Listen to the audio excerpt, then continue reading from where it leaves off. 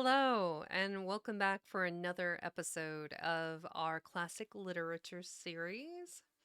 It's me, Vexing Cat. I'm so excited to be here. I wound up skipping Wednesday due to, I went to see the dentist and they did scary things that I don't want to talk about in my mouth. So, I am doing my best today. I'm still recovering from that uh, dental appointment, shall we say. Um, so we are actually going to be returning back to the fairy tales of the Brothers Grimm, as illustrated by Arthur Rackham and translated by Mrs. Edgar Lucas from its original German into English. I wanted to showcase a couple of small things. First and foremost, I have, let me see here. Ah, the bone collar. Excellent. Welcome in, bone collar. Ta-da! I have a new PNG that was made by Seagenary.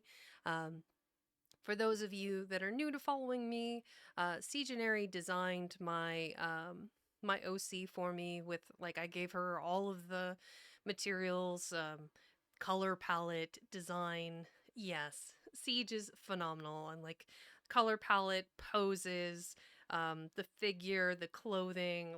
I just gave her an entire spread. I'm sure she's tired of my shit by now. But yep, she was able to complete my PNG tuber, so I have this version, and then of course I will be looking down um, to read and looking down. Ta-da! So while I'm here talking to you guys, I can look up, and of course, if I need to start reading, look down. It'll make the most sense, I think. And I will like to toggle back and forth between the moral lessons in each story and um, as well as when I'm reading. So, so that's one. Two, this is a little bit of a preview slash surprise. So, I'm not going to show the whole thing, but this is a polar bear, and I'm cooking up some new design artwork for my OC with the dark cartoon. And if you don't follow him already on Twitter, I highly recommend that you do. He does some phenomenal stuff. Right now, he's doing a whole series of dinosaur, caveman girl things. They're really pretty. Um, so close out of that. And then lastly, I just wanted to showcase today, I am trying a new chocolate bar, and this one is called Theo and Philo Milk Chocolate Tehran. And I had to look up what Tehran was. It's apparently like a traditional dessert um, in the Philippines, and basically it's got the saba banana, which is unique to the Philippines, and it has this really unique flavor. It's got typically it can have jackfruit, it can have caramel.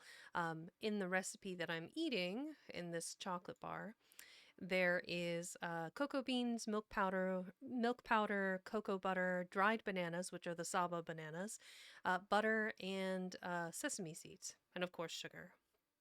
And quote, a Filipino masterpiece that will turn any naysayer into a believer in one bite. Proudly bold and over the top, this bar smothers your taste buds with milk chocolate, sweet banana bits, caramel or caramel, and sesame seeds. This is the Tehran at its most inventive and lovable reincarnation. Now, I love the chocolate from Theo and Philo. Obviously, I did not pay, I don't know what the price is on that, but I have a couple of their other flavors. Exquisite chocolate, super smooth, very delicious. Cannot recommend enough. But for my snack redeem, that's what I will be having bites of today. So, enough about chocolate, Tehran, which is fantastic. And let's get cooking here. Okay. If everybody is ready, we'll get started. Also, once again, welcome in and thank you for following Bone Caller. I appreciate it. let's get, okay, the book. So we are returning to, I believe this is my 21st story in this book, Mother Hulda, also known as Mother Holla, depending on where the story was originally from. Now, the brothers Grimm sourced this, I believe, from the Netherlands in their walkabout gathering up stories. So I will read it, of course, and then I will talk a little bit about the moral or the point of the tale. Some of these, it's a little vague and it's kind of hard to understand what they were trying to convey. Some of them are just absurd and like, what is the lesson? I don't know. Just don't go out at night and talk to strangers. It seems, you know, common sense, but we'll see. So we have Fairy Tales of the Brothers Grimm, Mother Hulda. There was once a widow who had 2 daughters. One of them was beautiful and industrious. The other was ugly and lazy. She liked the ugly, lazy one best because she was her own daughter. The other one had all the rough work and was made the Cinderella at home. The poor girl had to sit in the street by a well, spinning till her fingers bled. Now, one day, her bobbin got some blood upon it, and she stooped down to the well to rinse it, but it fell out of her hand into the water. She cried and ran to tell her stepmother of her misfortune. Her stepmother scolded her violently and without mercy, and at last said, "If you have let the bobbin fall into the water, you must go in after it and fetch it out." The maiden went back to the well and did not know what to do, and in her terror she sprang into the water to try and find the bobbin. She lost consciousness, and when she came to herself she was in a beautiful meadow dotted with flowers, and the sun was shining brightly. She walked on till she came to a baker's oven full of bread. The loaves called out to her, "Oh, draw us out, or we shall burn. We are overbaked already." Also, welcome, Romeo. Then she went a little further, so she went up and drew them out, one by one, with a baker's shovel. Then she went a little further and came to an apple tree covered with apples, which called out to her, "Oh, shake us down, we are overripe." So she shook the tree, and the apples fell like rain. She shook till there were no more left, and when she had gathered them all into a heap, went on her way. At last she came to a little house, out of which an old woman was looking. She had very large teeth, and the maiden was so frightened that she wanted to run away. But the old woman called her and said, "What are you afraid of, dear? Stay with me, and if you can do all kinds of housework well, I shall be very pleased. But you must be very particular how you make my bed. It must be thoroughly shaken, so that the feathers fly then it snows in the world. I am Mother Hulda." Let's open this image here. Get in. Get nice and close here. Wow, they weren't doing Mother Hulda any justice with this image here. Wow, spicy. But yeah, beautiful rendering of all of the leaves on the trees, the grasses, the texture of the wood, the texture of the tiles on the roof, the fabric blowing in the wind. They did some really interesting things with this, but yeah, Mother Hulda is looking a little gaunt, shall we say. As the old woman spoke so kindly to her, she took heart and agreed to stay, and she began her duties at once. She did everything to the old woman's satisfaction, and shook up the bed with such a will that the feathers flew about like snow. So she led a very happy life. She had no hard words, but good food, both roast and boiled every day. Now, after she had been some time with Mother Hulda, she grew sad.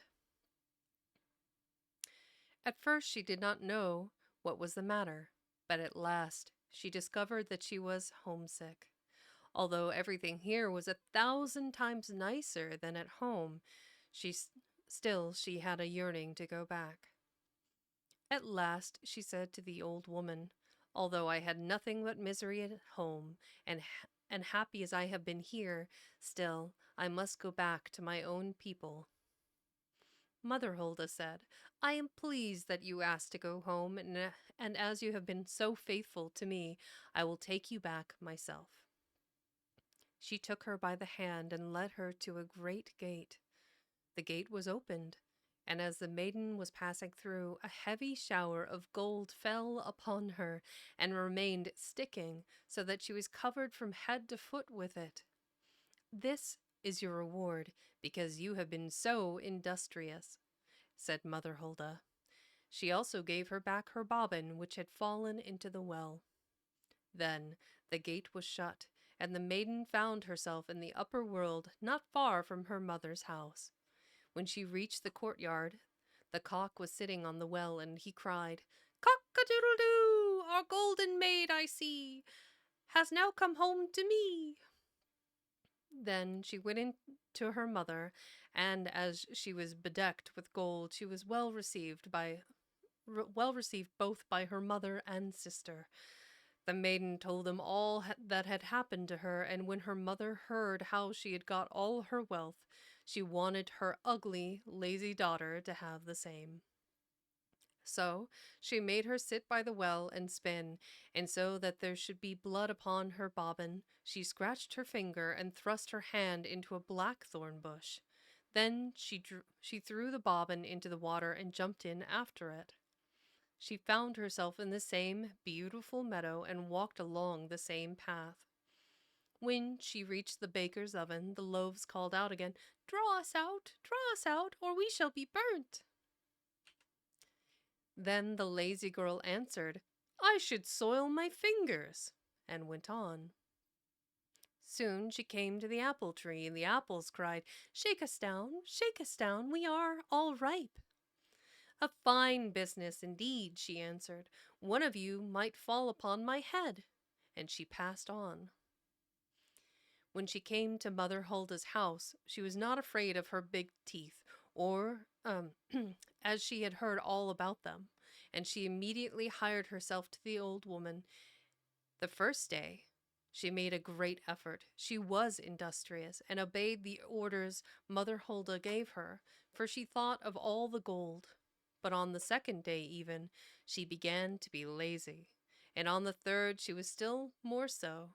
She would not get up in the morning, nor did she make Mother Hulda's bed as she ought, nor shake it till feathers came out. Mother Hulda soon grew tired of this, and discharged her. The lazy girl was well enough pleased to go, and thought now the shower of gold would come. Mother Hulda conducted her to the same gate, but when she passed through, a shower of pitch fell upon her instead of a shower of gold. "That is the reward for your service," said Mother Hulda, as she shut the gate behind her. So the lazy girl went home, but she was quite covered with pitch, and when the cock on the well saw her, he cried, "Cock-a-doodle-doo! Our dirty maid, I see, has now come back to me." The pitch stuck to her as long as she lived. She could never get rid of it. So first things first, there's a little blurb on this page. That's down at the bottom didn't really seem the best time. According to a Hessian legend, when it snows, Mother Hulda is making her bed. So that's why she wanted her to thoroughly shake out the blanket. So the feathers were likened to snow falling on the ground somewhere in the world. And then this kind of reminds me of the style. I don't remember the name of the artist, but they did some amazing art. It's the Scary Stories, I believe. It's just I can't remember who the author was, or they just had these amazing rhyming scary stories, and the artwork from it was fantastic. But Rackham really did a good job here. I love the ink flow and the pitch, like globbing off of her. Ah, welcome, Miss. Hello. Back at ya. Okay. So now we're on to the next story. So this one is Fairy Tales of the Brothers Grimm, Red Riding Hood. There was once a sweet little maiden who was loved by all who knew her, but she was especially dear to her grandmother, who did not know how to make enough of the child. Once she gave her a little red velvet cloak. It was so becoming and she liked it so much that she would never wear anything else, and so she got the name of Red Riding Hood. Yes, I'm quite okay, thank you. One day her mother said to her, "Come here, Red Riding Hood. Take this cake and a bottle of wine to grandmother. She is weak and ill, and they will do her good. Go quickly before it gets hot, and don't loiter by the way, or run, or you will fall down and break the bottle, and there would be no wine for grandmother. When you get there, don't forget to say, 'Good morning,' prettily, without staring about you." "I will do just as you tell me," Red Riding Hood promised her mother. Her grandmother lived away in the woods, a good half hour from the village. When she got to the wood, she met a wolf, but Red Riding Hood did not know what a wicked animal he was, so she was not a bit afraid of him. "Good morning, Red Riding Hood," he said. "Good morning, Wolf," she answered. "Whither away so early, Red Riding Hood?" "To grandmother's." "What have you got in your basket?" "Cake and wine. We baked yesterday, so I'm taking a cake to Granny. She wants something to make her well." "Where does your grandmother live, Red Riding Hood?" "A good quarter of an hour further into the wood. Her house stands under 3 big oak trees, near near, near a hedge of nut." You know, it occurs to me, I'm going to put a pause right there. I forgot to talk about the moral of the story of Mother Hulda. So, in the tale of Mother Hulda, there's a industrious daughter and a lazy daughter. And while the kindness for working hard is rewarded, the lazy daughter's selfishness also has consequences. So I think the moral or the through line there is that being industrious and hardworking um, can win you lots of prizes or gold or, merits for your hard work. And then by being lazy, there can be consequences from, not receiving money, not receiving accolades, just, you know, if you're bad, you don't get good things, right? Kind of like Santa. So I think in Mother Hulda, they were pressing a little bit too hard on that industriousness equals gold, but I do think that there is something to be said through hard work. We achieve great things. And that if we hold ourselves back and we're lazy, we can't necessarily accomplish all the things that we want to. So, anyway, let's get back to Red Riding Hood. I'm gonna have to move that around and put that back in there. a good, yeah, a good quarter of an hour further into the wood, her house stands under 3 big oak trees, near a hedge of nut trees, which you must know, said Red Riding Hood. The wolf thought, "This tender little creature will be a plump morsel. She will be nicer than the old woman. I must be cunning and snap them both up." He walked along with Red Riding Hood for a while. Then he said, "Look at the pretty flowers, Red Riding Hood. Why don't you look about you? I don't believe you even hear the birds sing. You are just as solemn as if you were going to school. Everything else is so gay out here in the woods." Red Riding Hood raised her eyes, and when she saw the sunlight dancing through the trees and all the bright flowers, she thought, "I'm sure Granny would be pleased if I took her a bunch of fresh flowers. It is still quite early. I shall have plenty of time to pick them." So she left the path and wandered off among the trees to pick the flowers. Each time she picked one, she always saw another, prettier one further on. So she went deeper and deeper into the forest. In the meantime, the wolf went straight off to Grandmother's cottage and knocked at the door. "Who is there?" Red Riding Hood, bringing you a cake and some wine, opened the door. "Press the latch," cried the old woman. "I am too weak to get up." The wolf pressed the latch, and the door sprang open. He went straight in and up to the bed without saying a word, and ate up the poor old woman. Then he put on her nightdress and nightcap, got into bed, and drew the curtains. Red Riding Hood ran about picking flowers till she could carry no more, and then she remembered her grandmother again. She was astonished when she got to the house to find the door open, and when she entered the room everything seemed so strange. She felt quite frightened, but she did not know why. "Generally, I like coming to see Grandmother so much," she thought. She cried, "Good morning, Grandmother," but she received no answer. Then she went up to the bed and drew the curtain back. There lay her grandmother, but she had drawn her cap down over her face, and she looked very odd. "Oh, Grandmother, what big ears you have got," she said.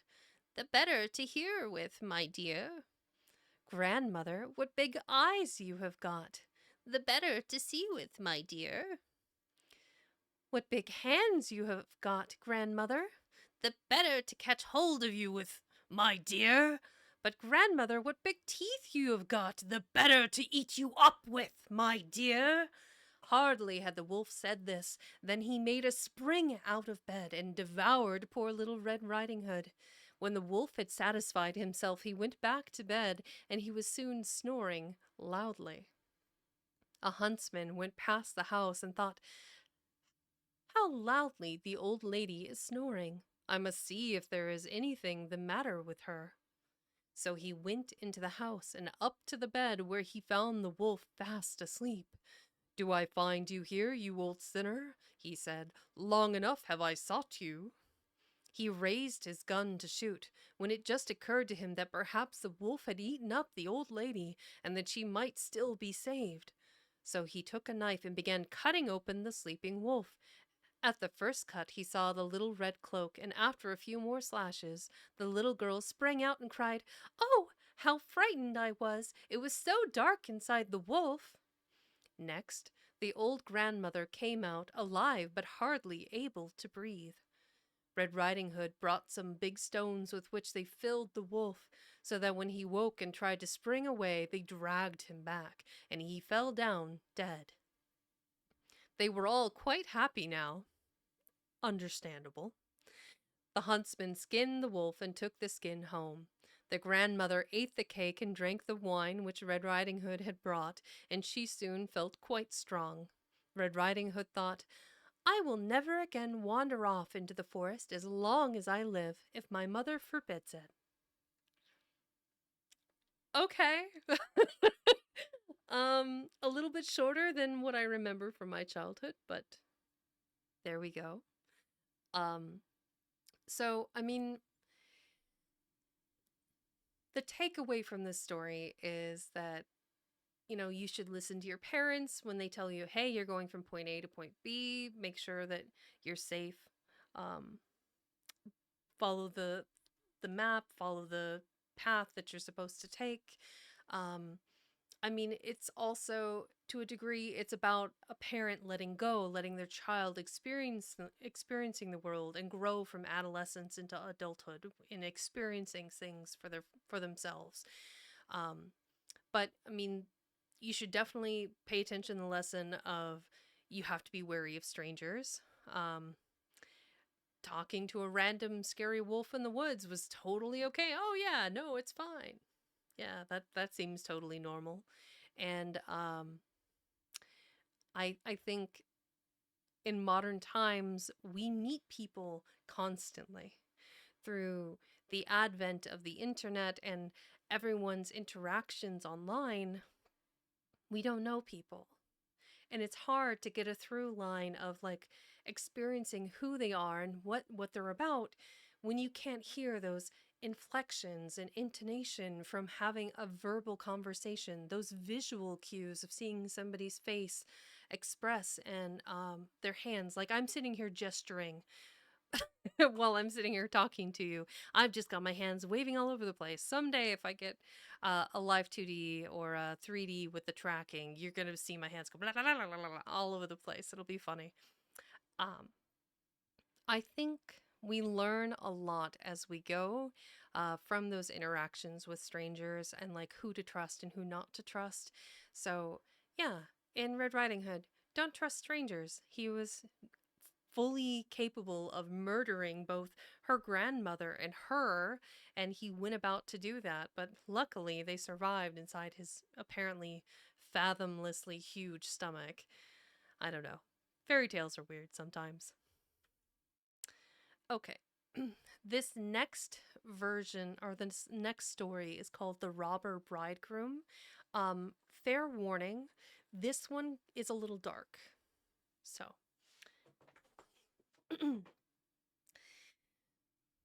Fairy Tales of the Brothers Grimm, The Robber Bridegroom. There was once a miller who had a beautiful daughter. When she grew up, he wanted to have her married and settled. He thought, if a suitable bridegroom come and ask for my daughter, I will give her to him. Soon after, a suitor came who appeared to be rich, and as the miller knew nothing against him, he promised his daughter to him. The maiden, however, did not like him as a bride ought to like her bridegroom, nor had she any faith in him. Whenever she looked at him or thought about him, a shudder came over her. One day he said to her, "You are my betrothed, and yet you have never been to see me." The maiden answered, "I don't even know where your house is." Completely fair. Then the bridegroom said, "My house is in the depths of the forest." She made excuses and said she could not find the way. The bridegroom answered, "Next Sunday you must come and see me without fail. I have invited some other guests. And, so that you may be able to find the way, I will strew some ashes to guide you." When Sunday came and the maiden was about to start, she was frightened, though she did not know why. So that she should be sure of finding her way back, she filled her pockets with peas and lentils. At the entrance to the forest, she found the tracks of ashes and followed it, but every step or two she scattered a few peas right and left. She walked nearly the whole day right into the midst of the forest, where it was almost dark. Here she saw a solitary house which she did not like. It was so dark and dismal. She went in, but found nobody, and there was dead silence. Suddenly a voice cried, turn back, thou bonny bride, nor in this house of death abide." The maiden looked up and saw that the voice came from a bird in a cage hanging on the wall. Once more it made the same cry, turn back, thou bonny bride, nor in this house of death abide." The beautiful bride went from room to room all over the house, but they were all empty. Not a soul was to be seen. At last she reached the cellar, and there she found an old woman with a shaking head. "Can you tell me if my bridegroom lives here?" "Alas, poor child," answered the old woman, "little dost thou know where thou art. Thou art in a murderer's den. Thou thoughtest thou wast, oh man, thou's these thus. Thou thoughtest thou wast about to be married, but death will be thy marriage. See here, I have had to fill this kettle with water, and when they have thee in their power, they will kill thee without mercy, cook and eat thee, for they are eaters of human flesh. Unless I take pity on thee and save thee, thou art lost." Then the old woman led her behind a great cask where she could not be seen. "Be as quiet as a mouse," she said. "Don't stir, or all will be lost. Tonight, when the murderers are asleep, we will fly. I have long waited for an opportunity." Hardly had she said Hardly had she said this when the riotous crew came home. They dragged another maiden with them, but as they were quite drunk, they paid no attention to her shrieks and lamentations. "The lamentations of your women!" Sorry. They gave her wine to drink, 3 glasses full, red, white, and yellow. After she had drunk them, she fell down dead. The poor bride, hidden behind the cask, was terrified. She trembled and shivered, for she saw plainly to what fate she was destined. One of the men noticed a gold ring on the little finger of the murdered girl, and as he could not pull it off, he took an axe and chopped the finger off. I need a second to process that. Yeah. Okay. I knew it was dark. Okay. But it sprang up into the air and fell right into the lap of the bride behind the cask. The man took a light to look for it, but he could not find it. One of the others said, "Have you looked behind the big cask?" But the old woman called out, "Come and eat. Leave the search till tomorrow. The finger won't run away." The murderer said, "The old woman is right," and they gave up the search and sat down to supper. But the old woman dropped a sleeping draught into their wine, so they soon lay down, went to sleep, and snored lustily. When the bride heard them snoring, she came out from behind the cask, but she was obliged to step over the sleepers. As they lay in rows upon the floor, she was dreadfully afraid of touching them, but God helped her, and she got through without mishap. Let's open this printed image here. So this is a really beautiful rendering, like the details, the watercolor overlay. So this would have been done, I'm pretty sure this is intaglio style printing. So basically this, there's a metal plate that is scratched for the image, and then an acid wash is put over the plate, and that eats away down into the carving of the scratches, and it gives a space for ink to flow into when they're printing the image. I am willing to bet, see how it's got that hard edge around the outside. There was definitely a metal plate that was done, so it was scratched, and I think they went over the inked image with a little bit of watercolor, so there's detail in her dress, her skirt, her tunic, some color along the floor, the green on the bottles. That's a really soft wash, which you can't really get with printing. So I think that was hand inked after. That's really pretty. And this next image, we'll come back to it because I think that's in the next part of the story. The old woman went with her and opened the door, and they hurried away as quickly as they could from this vile den. Let's look at this here. Whoop. Open this image. So here is the old woman and the young maiden bride running from the house through the woods. They hurried away as quickly as they could. This one is just the inked image without any watercolor overlay. It's so good. I really think it turned out well. Okay. As the ashes had been blown away by the wind, but the peas and lentils had taken root and shot up and showed them the way in the moonlight. They walked the whole night and reached the mill in the morning. The maiden told her father all that she had been through. When the day which had been fixed for the wedding came, the bridegroom appeared, and the miller invited all his friends and relations. As they sat at table, each one was asked to tell some story. The bride was very silent, but when it came to her turn, and the bridegroom said, "Come, my love, have you nothing to say? Pray tell us something," she answered, I will tell you a dream I have had. I was walking alone in a wood and came to a solitary house where not a soul was to be seen. A cage was hanging on the wall of one of the rooms, and in it there was a bird which cried, turn back, thou bonny bride, nor in this house of death abide." It repeated the same words twice. This was only a dream, my love. I walked through all the rooms, but they were all empty and dismal. At last I went down to the cellar, and there sat a very old woman with a shaking head. I asked her, "Does my bridegroom live here?" She answered, "Alas, you poor child, you are in a murderer's den. Your bridegroom indeed lives here, but he will cut you to pieces, cook you, and eat you." This was only a dream, my love. Then the old woman hid me behind a cask, and hardly had she done so when the murderers came home, dragging a maiden with them. They gave her 3 kinds of wine to drink, red, white, and yellow, and after drinking them she fell down dead. My love, I was only dreaming this.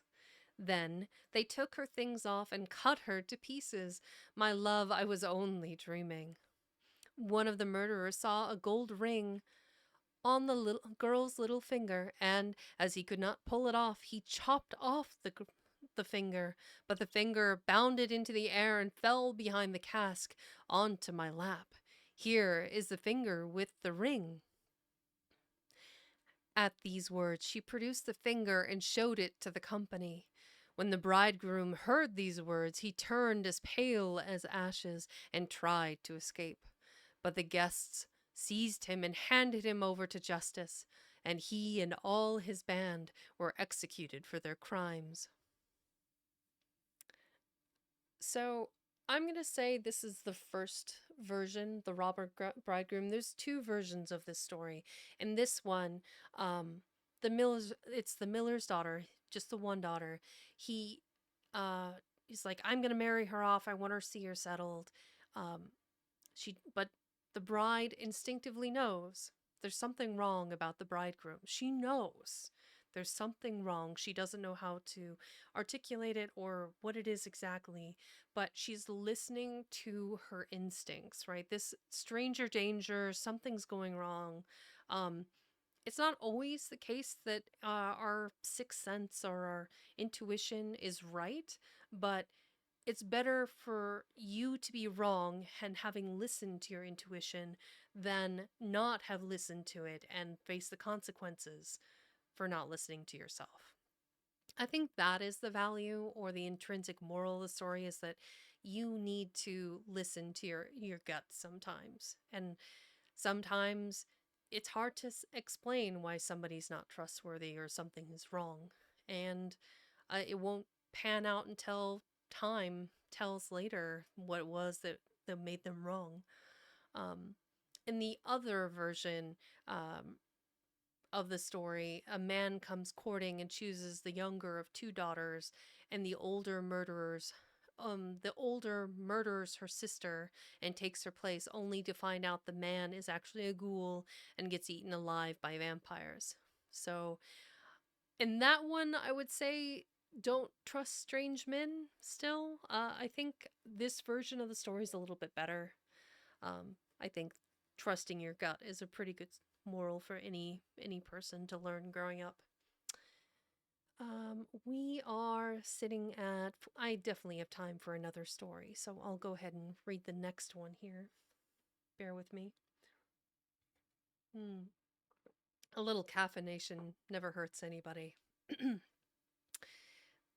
Fairy Tales of the Brothers Grimm, Tom Thumb. A poor peasant sat one evening by his hearth and poked the fire, while his wife sat opposite spinning.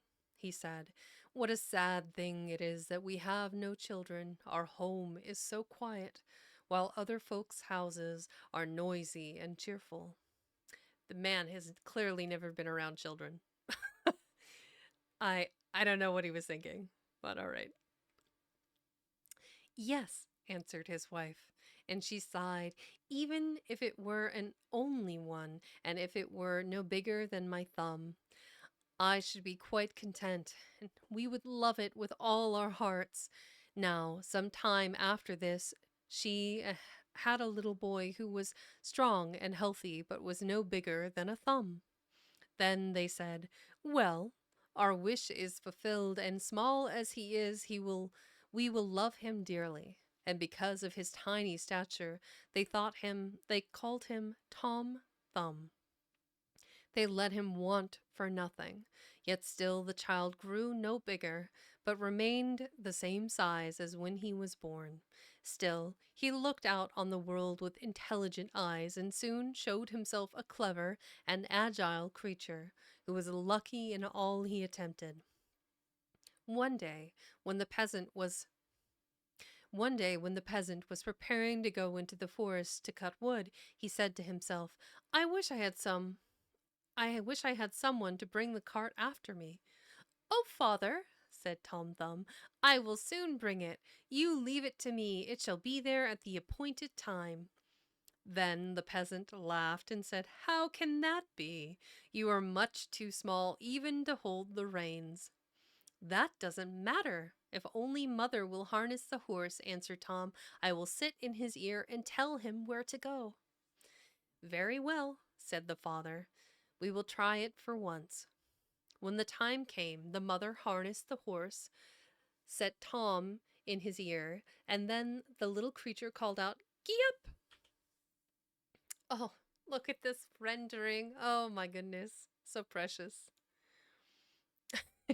His hands in his pants just chilling. Hi, teeth. Yeah, Tom by Arthur Rackham. This is Tom Thumb in his father's hands. Well, I'm assuming. I mean, his mother could have hairy hands, I suppose. We can't assume. Um, but yes, sitting in one of his parents' hands is little Tom Thumb with his itty bitty little shoes and his crazy hair. That's amazing. Okay, back to it.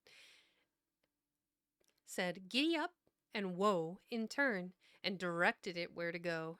It went quite well, just as though it were being driven by its master, and they went the right way to the wood.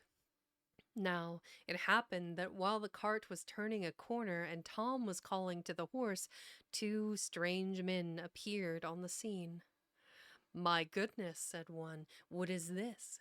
There goes a cart and a driver is calling to the horse, but there is nothing to be seen." "There is something queer about this," said the other. "We will follow the cart and see where it stops." The cart went on deep into the forest and arrived quite safely at the place where the wood was cut.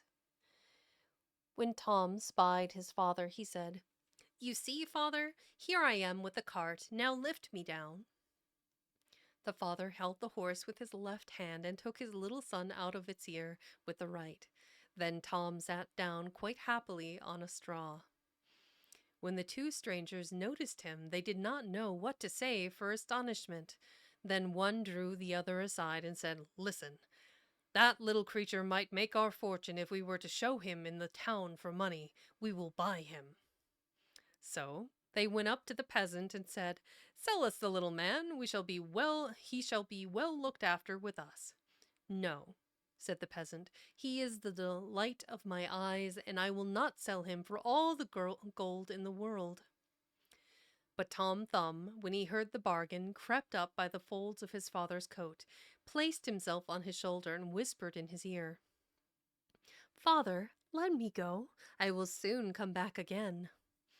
Then his father gave him to the two men for a fine piece of gold. "Well, where will you sit?" they asked him. "Oh, put me on the brim of your hat, then I can walk up and down and observe the neighborhood without falling down." They did as he wished, and when Tom said good-bye to his father, they went away with him. So I think that image is sideways. Give me a second, I'll need to put that into the Discord. And here we go. Post this.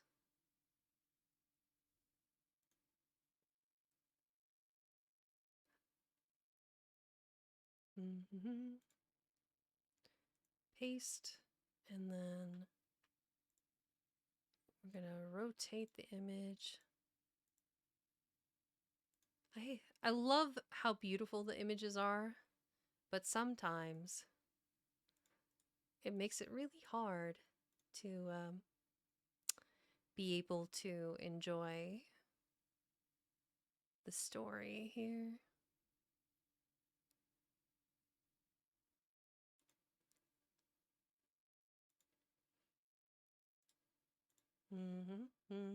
Because I can't just automatically rotate the book. I have to do a little. Here we go. Oh, it's enormous. Okay, hang on. That's what she said.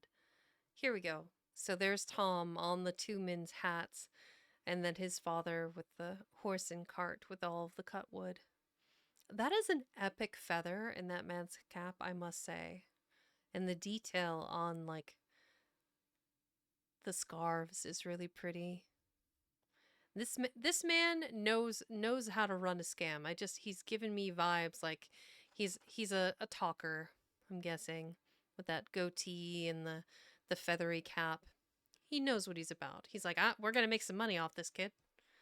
And little Tom with his hat in his hand. Bye, father. Bye. It's really cute. Back to it. Yes, Grables, I did. You know, you're asking a very important question, Teeth. I don't know who makes his tiny clothing. I'm assuming his mother does, or maybe as he grew up, he learned how to fashion clothing from his mother and he makes it himself. Um, I feel like him cobbling his own shoes is not out of the question. Because I'm just trying to imagine like a really large, a normal sized adult human being like trying to work a very tiny shoe that is like the size of, I don't know, a dime. If he's only the size of a thumb, yeah, that's not very many centimeters worth of shoe. I think Tom would have to make his own shoes, most likely. They did as he wished, and then Tom said goodbye to his father. They went away with him. They walked on till it was twilight, when the little man said, "You must lift me down." "Stay where you are," answered the man on whose head he sat.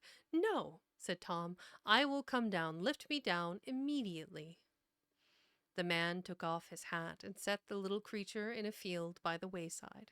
He jumped and crept about for a time here and there among the sods, then slipped silently into a mouse hole which he had discovered. "Good evening, gentlemen. Just you go home without me," he called out to them in mockery.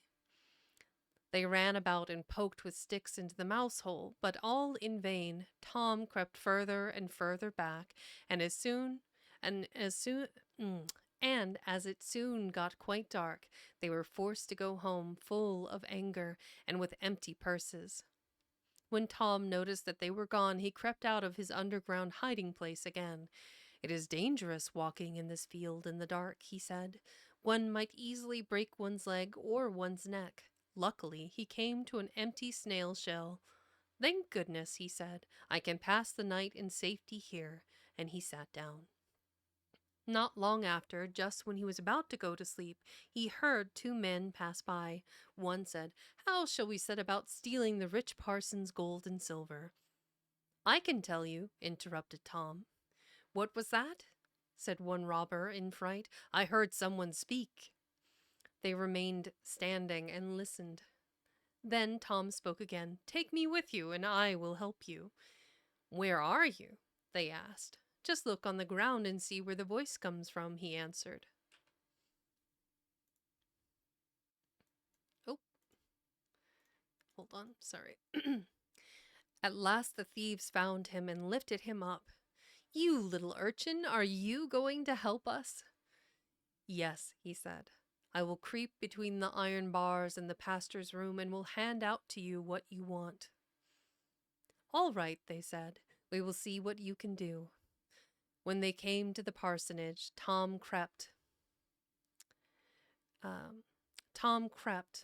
into the room, but called out immediately with all his strength to the others, "Do you want everything that is here?"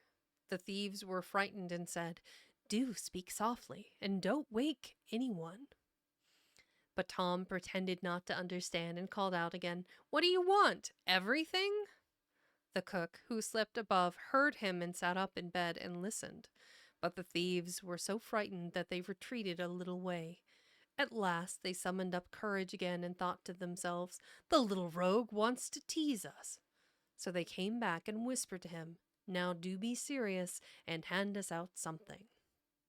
Then Tom called out again as loud as he could, "I will give you everything if only you will hold out your hands." The maid, who was listening intently, heard him quite distinctly, jumped out of bed, and stumbled to the door. The thieves turned and fled, running as though wild huntsmen were after them. But the maid, seeing nothing, went to get a light. When she came back with it, Tom, without being seen, slipped out into the barn, and the maid, after she had searched every corner and found nothing, went to bed again, thinking she had been dreaming with her eyes and ears open. Tom Thumb climbed about in the hay and found a splendid place to sleep. There he determined to rest till day came, and then to go home to his parents. But he had other experiences to go through first. This world is full of trouble and sorrow. The maid got up in the gray dawn to feed the cows. First, she went into the barn, where she piled up an armful of hay, the very bundle in which poor Tom was asleep. But he slept so soundly that he knew nothing till he was almost in the mouth of the cow who was eating him up with the hay. "Heavens!" he said, "however did I get into this mill?" But he soon saw where he was, and the great thing was to avoid being crushed between the cow's teeth. At last, whether he liked it or not, he had to go down the cow's throat. I guess he was definitely inside the masticating cow. That's terrible. At last, whether he liked it or not, he had to go down the cow's throat. "The windows have been forgotten in this house," he said. "The sun does not shine into it, and no light has been provided." "Oh no, Tom. Oh no." Me too, right? I figure I would freak out. I would scare the cow. The cow would stop eating. I would see where I was. I would leap out to freedom. But I know where this is going. I'm not happy about it. Why? Altogether, he was very ill-pleased with his quarters, and worst of all, more and more hay came in at the door, and the space grew narrower and narrower. At last he called out in his fear as loud as he could, "Don't give me any more food! Don't give me any more food!" The maid was just milking the cow, and when she heard the same voice as in the night, without seeing anyone, she was frightened, and slipped from her stool and spilt the milk. Then, in the greatest haste, she ran to her master and said, "Oh, your reverence, the cow has spoken."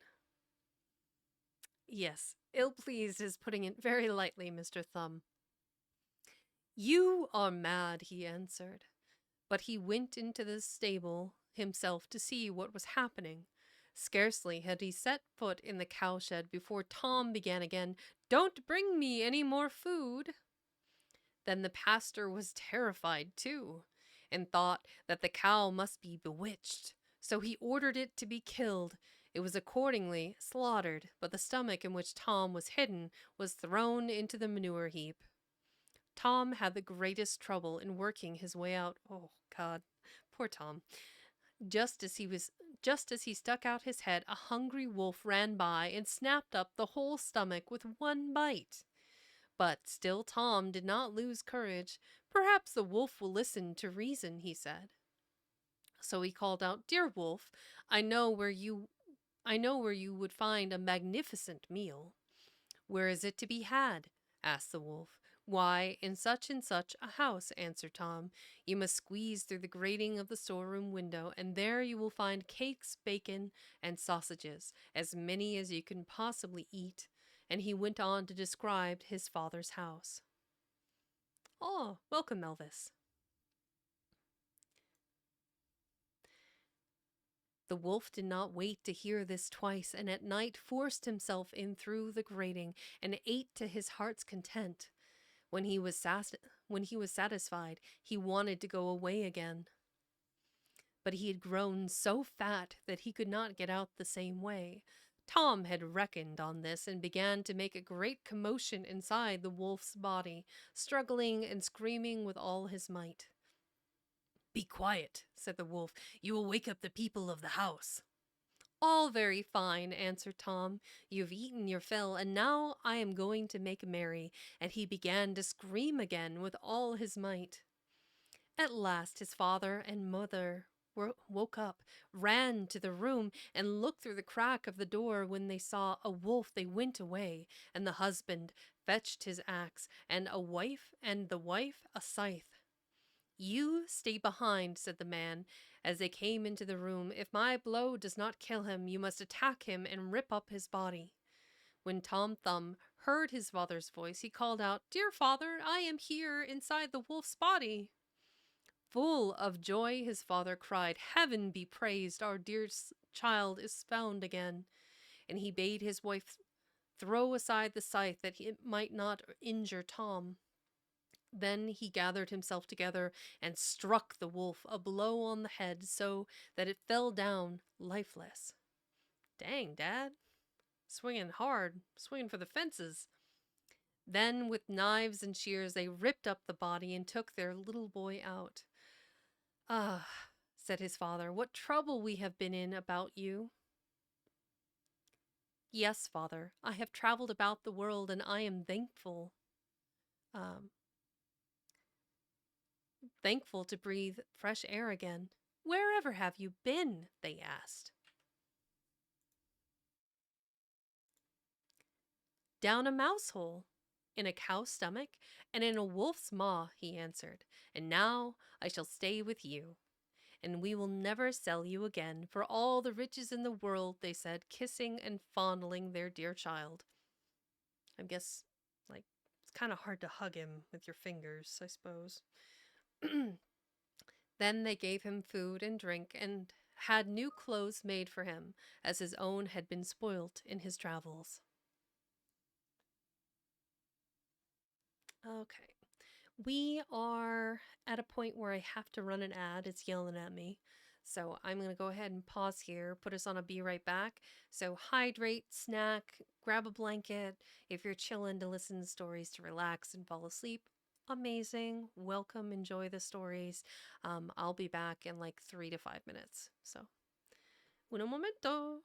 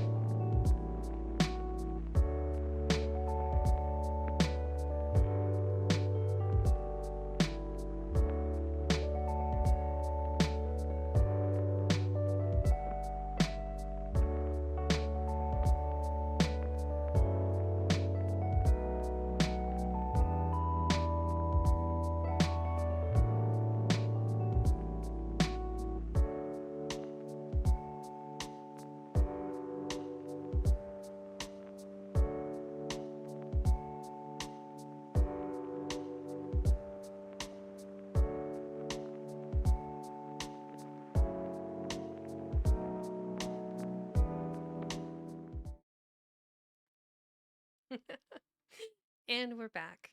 So I still need to practice this whole eyes thing, like looking down to read, um, looking down, looking up.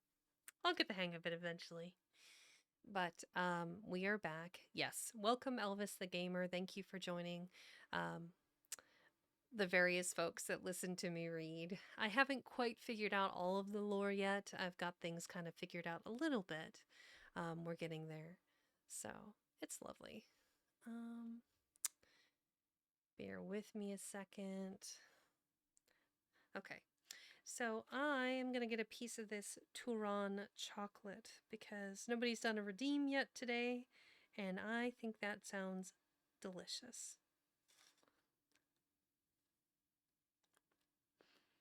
Mmm, okay. That, in fact, does slap. That is really good. Mmm, okay. There's a bit of a depth of flavor there, I think, that comes from the Kaba bananas. They just have there's something going on that gives it a little more oomph. That is really, really good. Dangerously good. Like,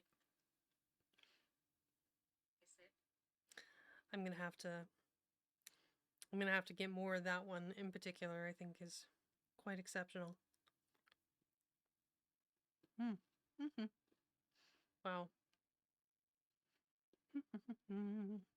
Delicious.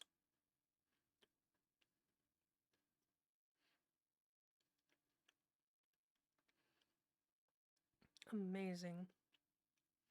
Hmm. Okay. Yep. 10 out of 10 would definitely recommend that one. A little pricey, but I feel like it's worth it for the um I guess the experience of trying the Turon if you've never had it in the Philippines or had access to it. There's quite a few recipes to make it. Aw, thanks, Teeth. I really like Siege did a really amazing job with this. Um let's see here.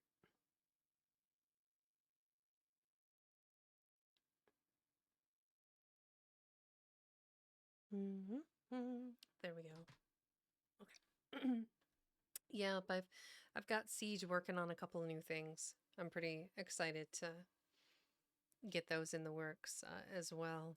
Um, I'm hoping, depending on when she finishes school this year, I might be able to commission her to give me my full live 2D model.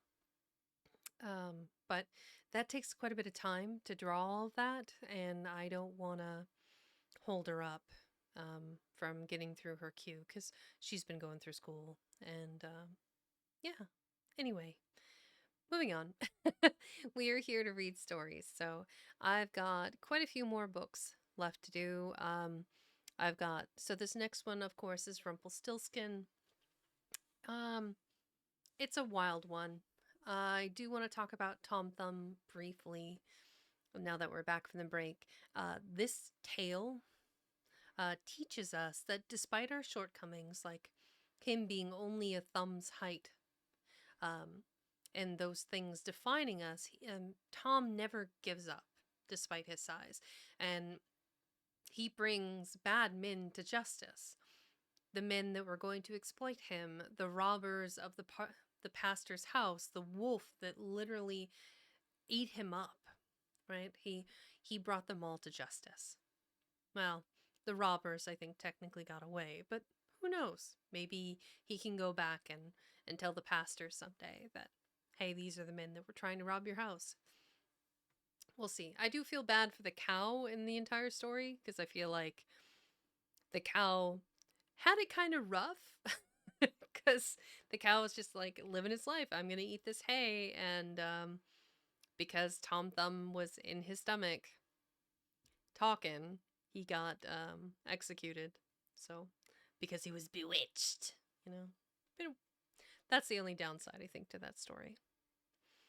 But let's move on here. Right? He's like, I didn't even get to finish my hay. It's rude. Okay. Let's go here. Wrong button. There we go. Fairy Tales of the Brothers Grimm. Rumplestiltskin. There was once a miller who was very poor. But he had a beautiful daughter. Now it fell out that he had occasion to speak with the king, and in order to give himself an air of importance, he said, "I have a daughter who can spin gold out of straw."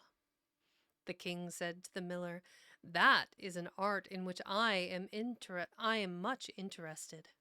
If your daughter is as skillful as you say she is, bring her to my castle tomorrow, and I will put her to the test." Accordingly, when the girl was brought to the castle, the king conducted her to a chamber which was quite full of straw, gave her a spinning wheel and winder, and said, "Now set to work, and if between tonight and tomorrow at dawn you have not spun this straw into gold, you must die." Thereupon he carefully locked the door of the chamber, and she remained alone. Dick, move, Dad. Seriously, Dick, move. There sat the unfortunate miller's daughter, and for the life of her did not know what to do. She had not the least idea how to spin straw into gold, and she became more and more distressed until at last she began to weep. Then, all at once, the door sprang open, and in stepped a little mannikin, who said, "Good evening, Mistress Miller. What are you weeping so for?" "Alas," answered the maiden, "I've got to spin gold out of straw and don't know how to do it." Then the mannikin said, "What will you give me if I spin it for you?" "My necklace," said the maid.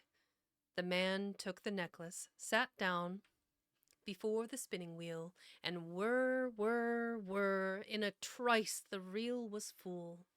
Then he fixed another reel, and whir, whir, whir, thrice round, and that too was full.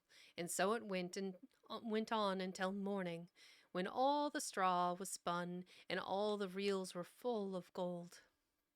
Immediately at sunrise, the king came, and when he saw the gold, he was astonished and much pleased. But his mind became only the more avarice. Yeah, alchemy.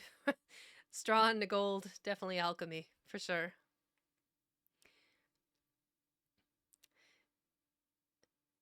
But his mind became only the more avarice.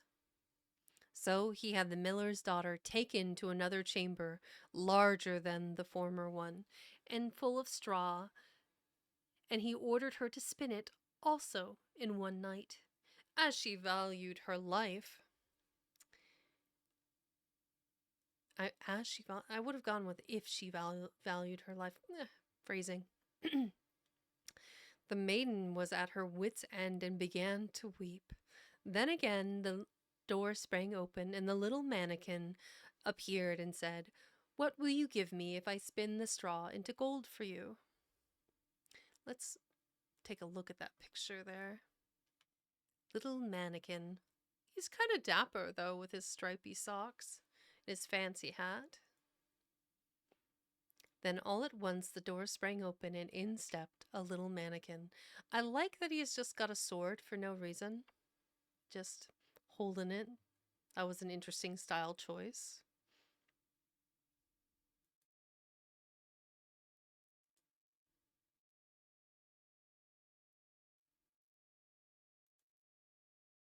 Okay. What will you give me if I spin the straw into gold for you? The ring off my finger, answered the maiden. The little man took the ring, began to whir again at the wheel, and had by morning spun all the straw into gold. The king was delighted at the sight of the masses of gold, but was not even yet satisfied. So he had the miller's daughter taken to a still larger chamber full of straw, and said, "This must you do. This must you tonight spin into gold, but if you succeed, you shall become my queen, even if she is only a miller's daughter. thought he. I shan't find a richer woman in the whole world. When the girl was alone, the little man came again and said for the third time, "What will you give me if I spin the straw for you this time?" "I have nothing more that I can give," answered the girl. "Well, promise me your first child if you become queen." Who knows what may happen, thought the miller's daughter, but she did not see any other way of getting out of the difficulty. So she promised the little man what he demanded, and in return he spun the straw into gold once more. Also, hi Tiger Faye. Check out my new PNG. Not bad, right? When the king came in the morning and found everything as he had wished, he celebrated his marriage with her, and the miller's daughter became queen. About a year afterwards, a beautiful child was born, but the queen had forgotten all about the little man. However, he suddenly entered her chamber and said, "Now, give me what you promised." The queen was terrified and offered the little man all the wealth of the kingdom if he would let her keep the child. But the mannikin said, "No, I would rather have some living thing than all the treasures of the world."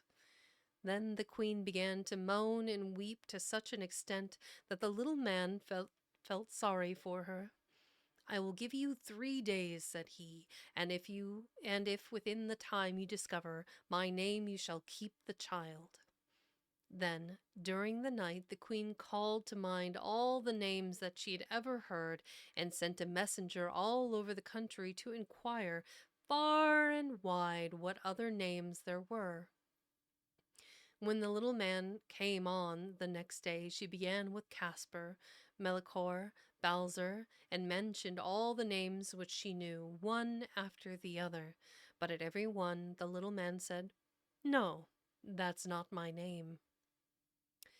The second day, she had inquiries made all round the neighborhood for the names of people living there, and suggested to the little man all the most unusual and strange names. Look at that picture there.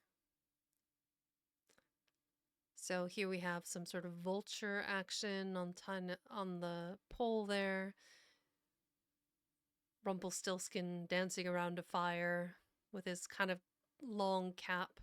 He looks a little bit different than he did on the first page, but the hat, the coat, the building, the stripy socks. The socks are the same, I suppose. The pants changed a little bit artistically. Round the fire an indescribably ridiculous little man was leaping, hopping on one leg, and singing. Live your best life, Rumplestiltskin.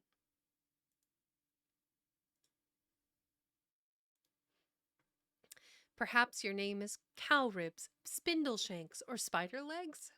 But he answered every time, "No, that's not my name." On the third day, the messenger came back and said, "I haven't been able to find any new names, but as I came round the corner of a wood on a lofty mountain where the fox says good night to the hare, I saw a little house, and in front of the house was a fire. A fire was burning, and around the fire an indescribably ridiculous little man was leaping, hopping on one leg and singing." Figure out the cadence for this.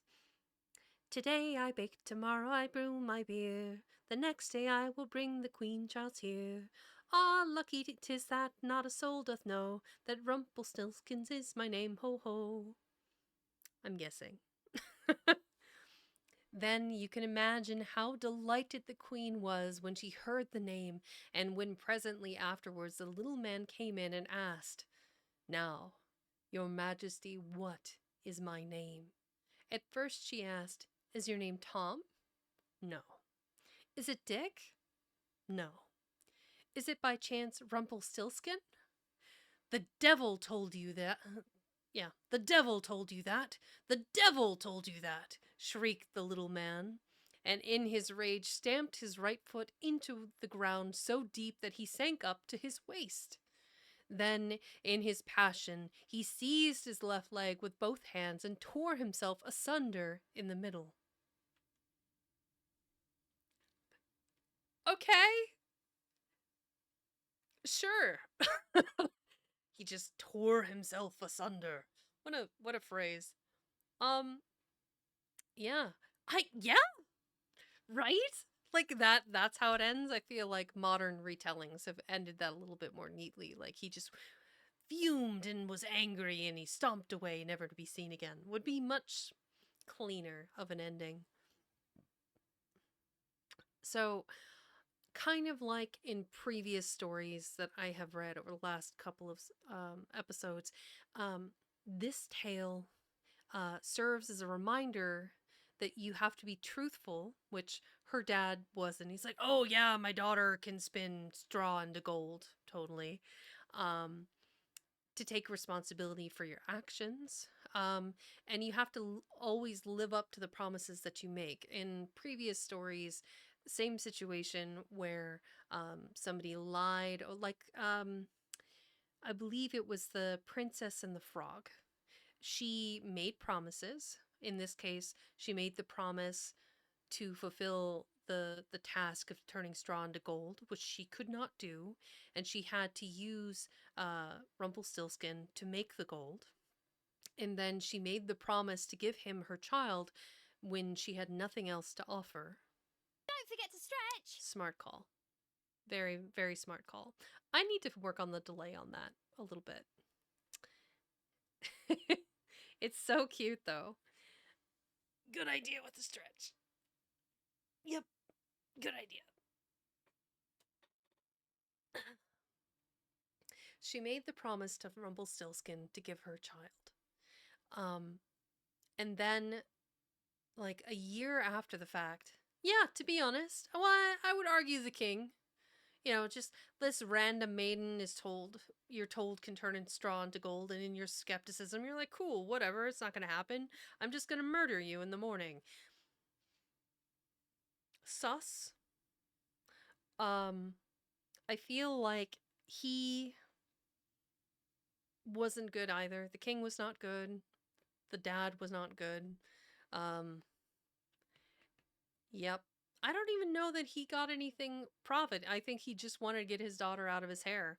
I don't think he received any money compensation from the king. The king just like, man, this lady is rich. I'm going to marry her. And there they go. But she made the promise to give her child away, and then she cried her big feminine tears for the third, well, actually, fourth time. First time, he got a necklace. Second time, he got a ring. The third time, he got a promise. And the fourth time she cried, he made the promise to let her keep the child if she could find out his name. And then she probably exhausted a ton of resources into finding out what his name was. So we'll see. Let's see.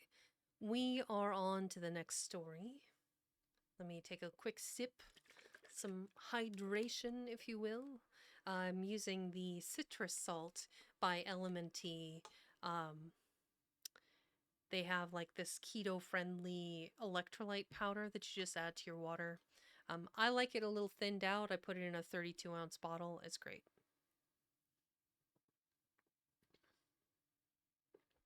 But yeah, you can I think put it in 20 to 40 ounces of water. And it's just nice. Little electrolyte pick me up. Okay. Fairy Tales of the Brothers Grimm. Clever Grethel.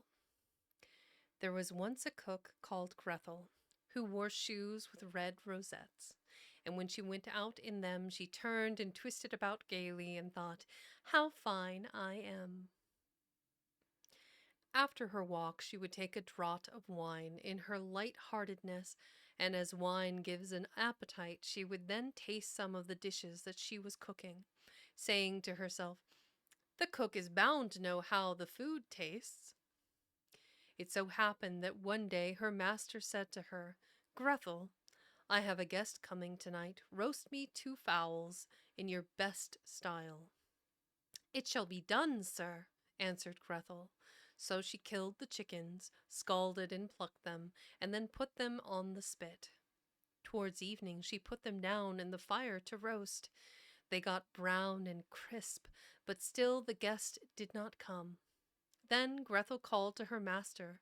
If the guest does not come, I must take the fowls from the fire, but it will be 1,000 pities if they are not eaten soon while they are juicy.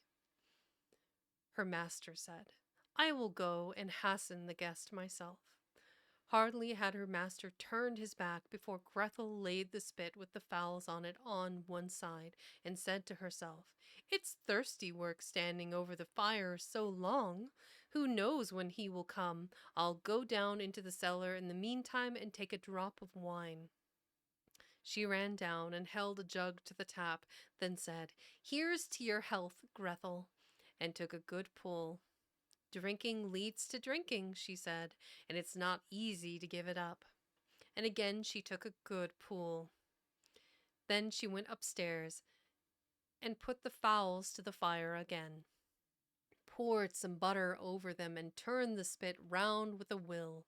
It smelt so good that she thought, There may be something wanting. I must have a taste. And she passed her finger over the fowls and put it in her mouth.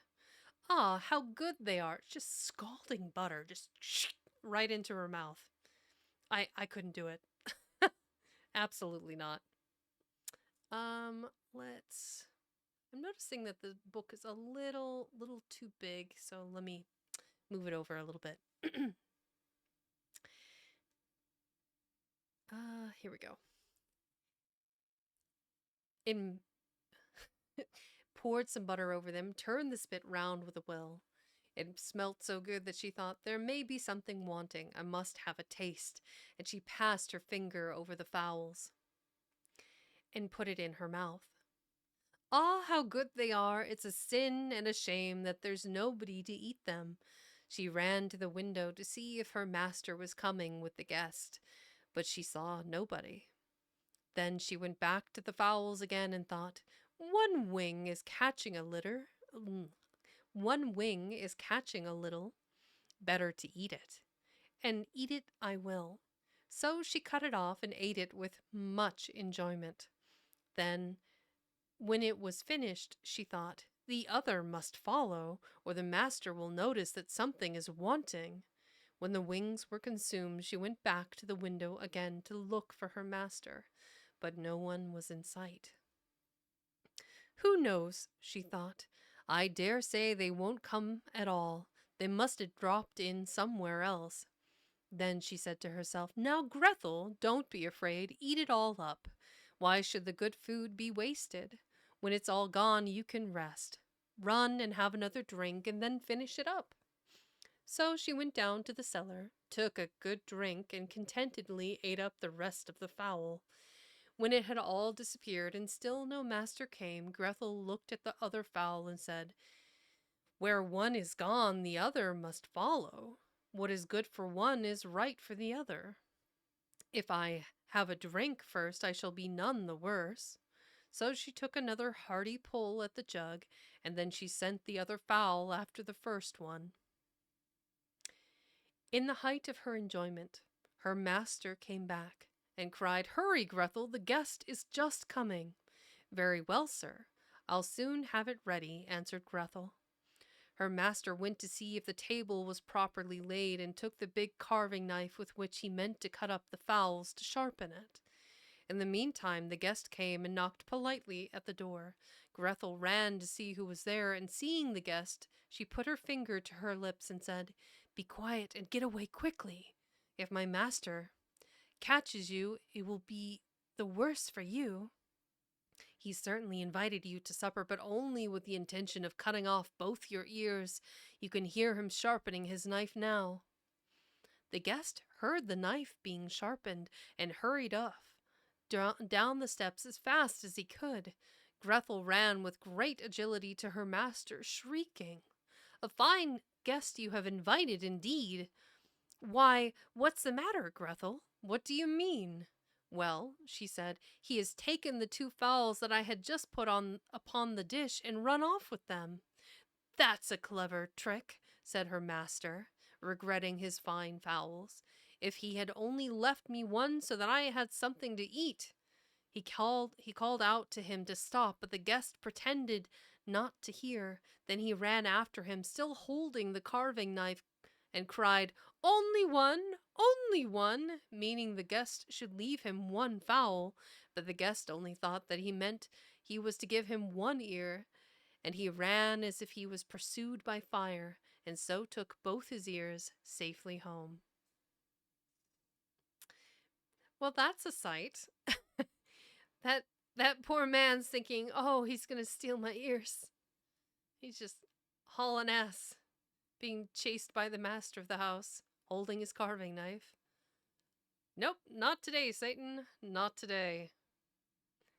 It this is an incredible image with the printing, all the detail from the cobblestones, the wall, the wood texture here. This would have been multiple washes to get that effect. That's really pretty. All right, close that tab and go to the next story. The Old Man and His Grandson. Let's look at this picture. So a little ink drawing of the grandson. I'm assuming the grandson, most likely. Okay. Fairy Tales of the Brothers Grimm, The Old Man and His Grandson. Actually, before I get there, Clever Grethel. That's a hell of a story. Not only does she get to drink the master's wine and eat both of the chickens that she killed for dinner, blames it on someone else, and he just goes hauling ass. The master never learns anything. The man that was the guest never has to tell what was actually going on. She gets away with it scot-free. I guess you could say that there's a lot of value in being clever and using her wit to outwit her master. She's able to manipulate him and both him and the guest in order to procure what she wants, which was 2 full chickens, which I couldn't even finish 1 whole chicken. I don't know how she put away 2. That blows my mind. Don't get me wrong, I can put away some flats. I love me some chicken wings, but 2 whole chickens? And all the wine. Yeah, she was drinking a lot of wine too. Good call, Teeth. Good call. Yeah. It's a bit wild. I don't know.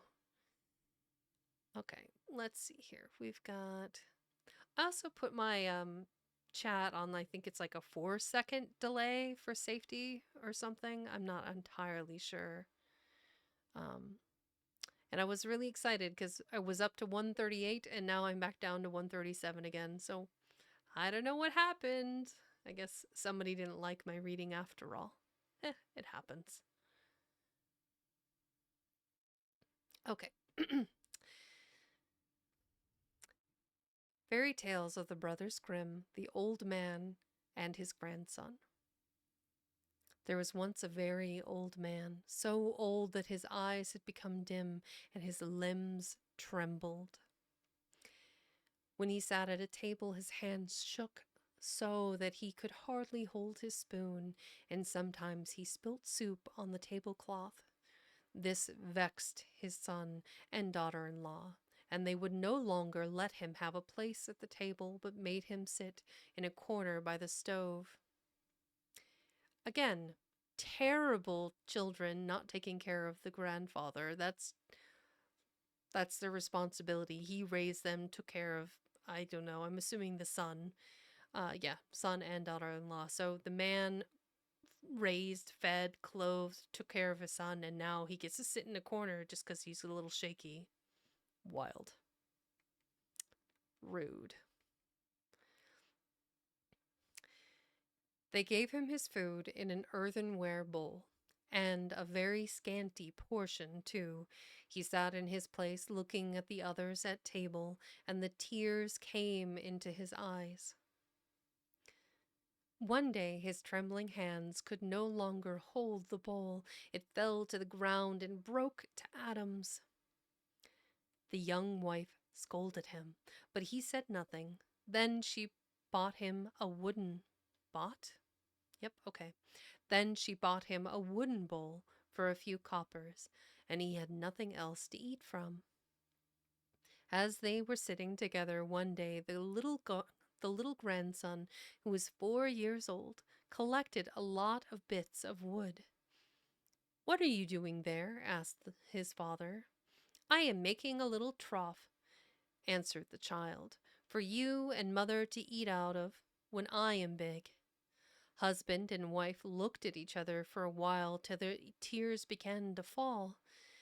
Then they led the old grandfather up to the table to take his meal with them, and they never again said anything to him when he spilt his food. From the mouth of babes.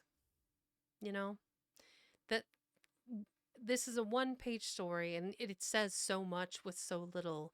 Respect your elders. They did for you, you need to do for them, right? Um, it reminds us that we all grow old eventually. You know, we all are at risk of um, becoming feeble and weak and having trembling hands. Um, you know, you could have the head shakes, the hand shakes, the um, arthritis, Parkinson's. There's so many ways that age creeps up on us. And I love how the grandson, the 4 year old, is like, "I'm just going to build a little trough for you guys to eat out of when you're older," because, you know, he sees them treating um, his father's father, his grandfather, in this fashion. So this is it's this is a very good tale. I like this one. So then let's see here. We have the peasant. So let's grab these.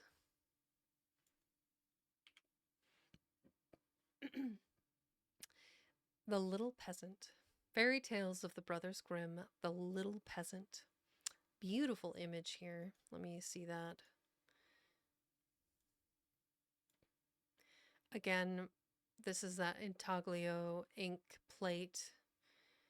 The image, I think this was actually printed and put it into the book. You can see how the page itself is flipped over. Parts of the page, in fact, are like scuffed and missing. So I wonder if they like printed it and then pasted it into the book, and then this part didn't have enough paste, maybe. It's cool though. Again, this is beautiful detailing, ink work, the texture of the bowl, the texture of the scarf wrapped around him, the other scarf, the Wendigas wrapping around his shins there, the leather peasant style, you know, shoes, that hand carved bench. Everything is beautifully done. The age around his eyes and his mouth as he's trying to, I'm assuming, eat soup. The hands are immaculate with the texture of each knuckle and the infirmed, aged wrinkles in the hand. This man knew how to draw. Really did. Okay, close that one. There was once a village in which there was only one poor peasant. All the others were very well to do. Hold up. Okay. So most of the peasants, so just the common folk, I'm guessing is the context here. The average common folk were well to do. And there was only one poor peasant. So like normal, you know, run of the mill, average, you know, hard worker, only one that was poor. What kind of village is this? And like do they have like a good economy? I have questions. Like are they selling tulips? Are they, you know, living off of, you know, wheat? I don't know. All the others were very well to do, so they called him the Little Peasant. He had not even got a single cow, far less money with which to buy one.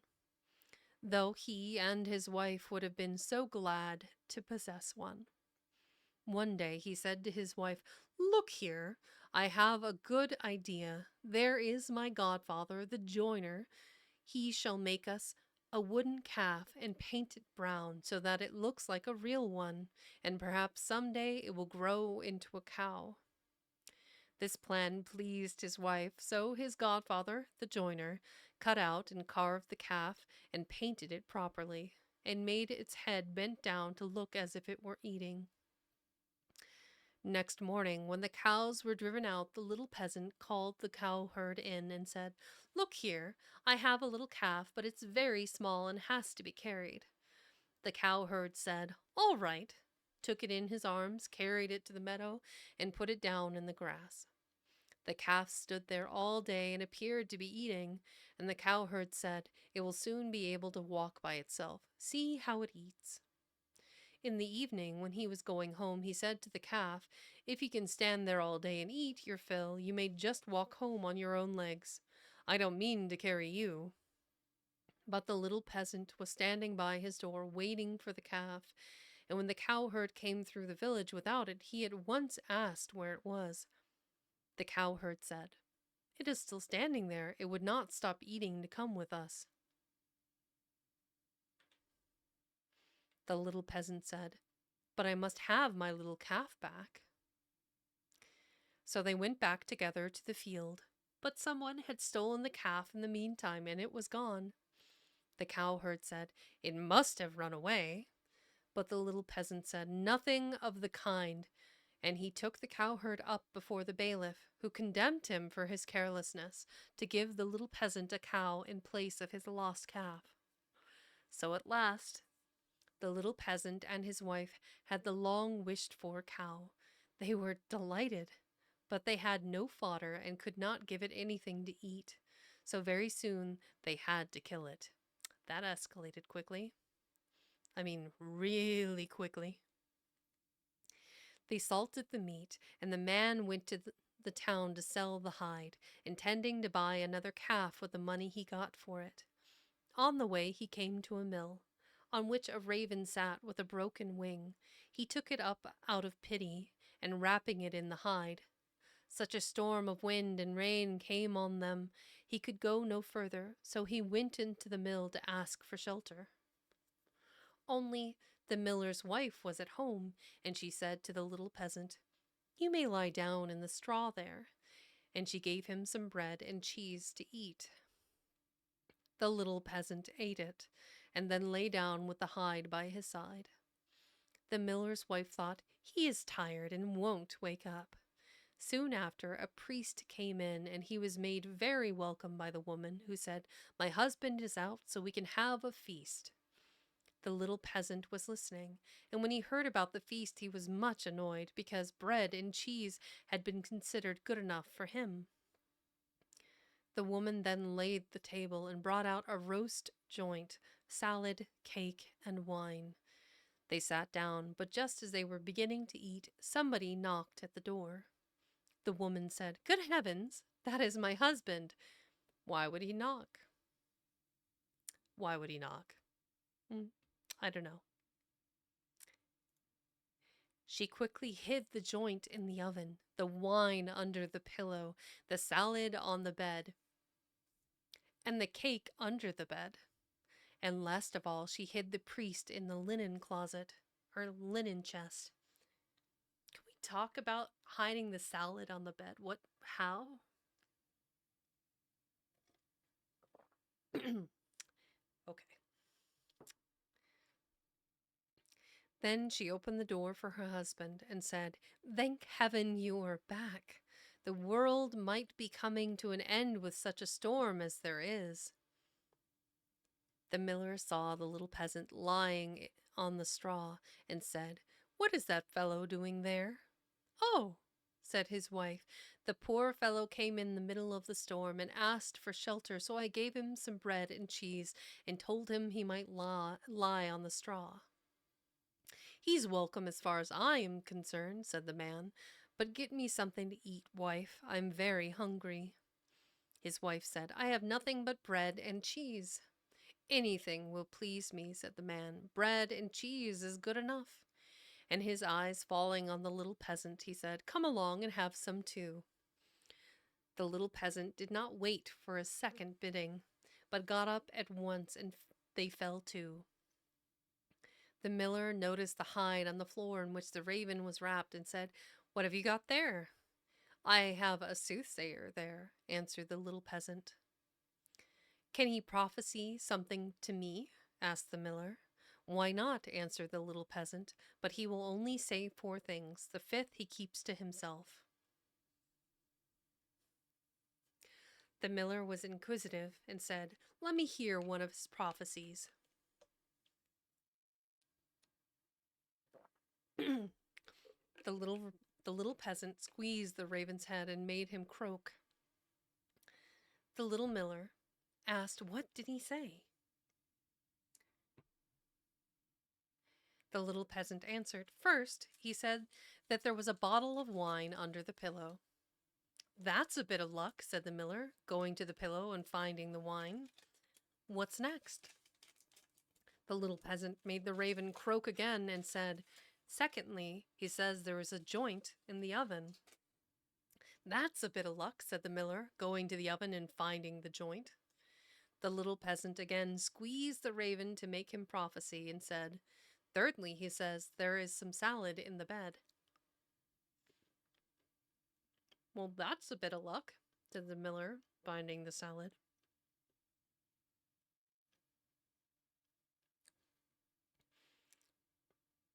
Again, the little peasant squeezed the raven to make him croak and said, Fourthly, he says, there is cake under the bed. That's a bit of luck, cried the miller, as he found the cake. Now the two sat down at the table together, but the miller's wife was in terror. She went to bed and took all the keys with her. The miller would have liked to know what the 5th prophecy could be, but the little peasant said, We will quietly eat these 4 things first. The 5th is something dreadful. So they went on eating.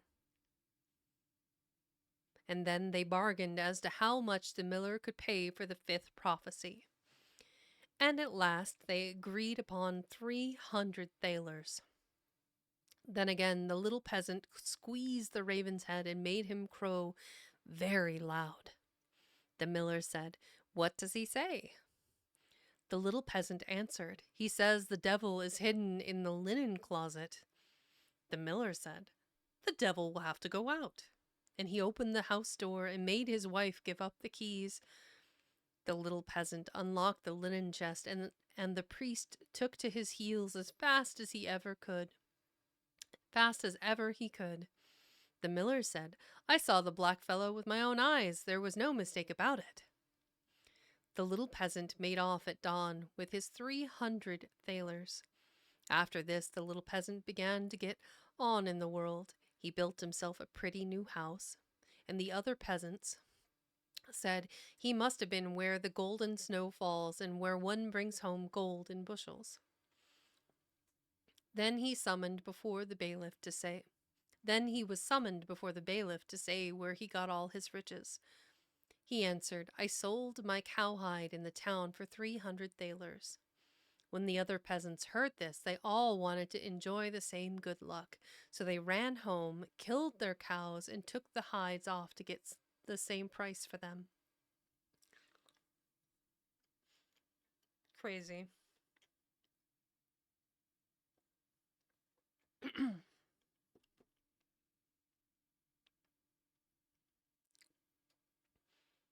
The bailiff said, My maid must have the first chance.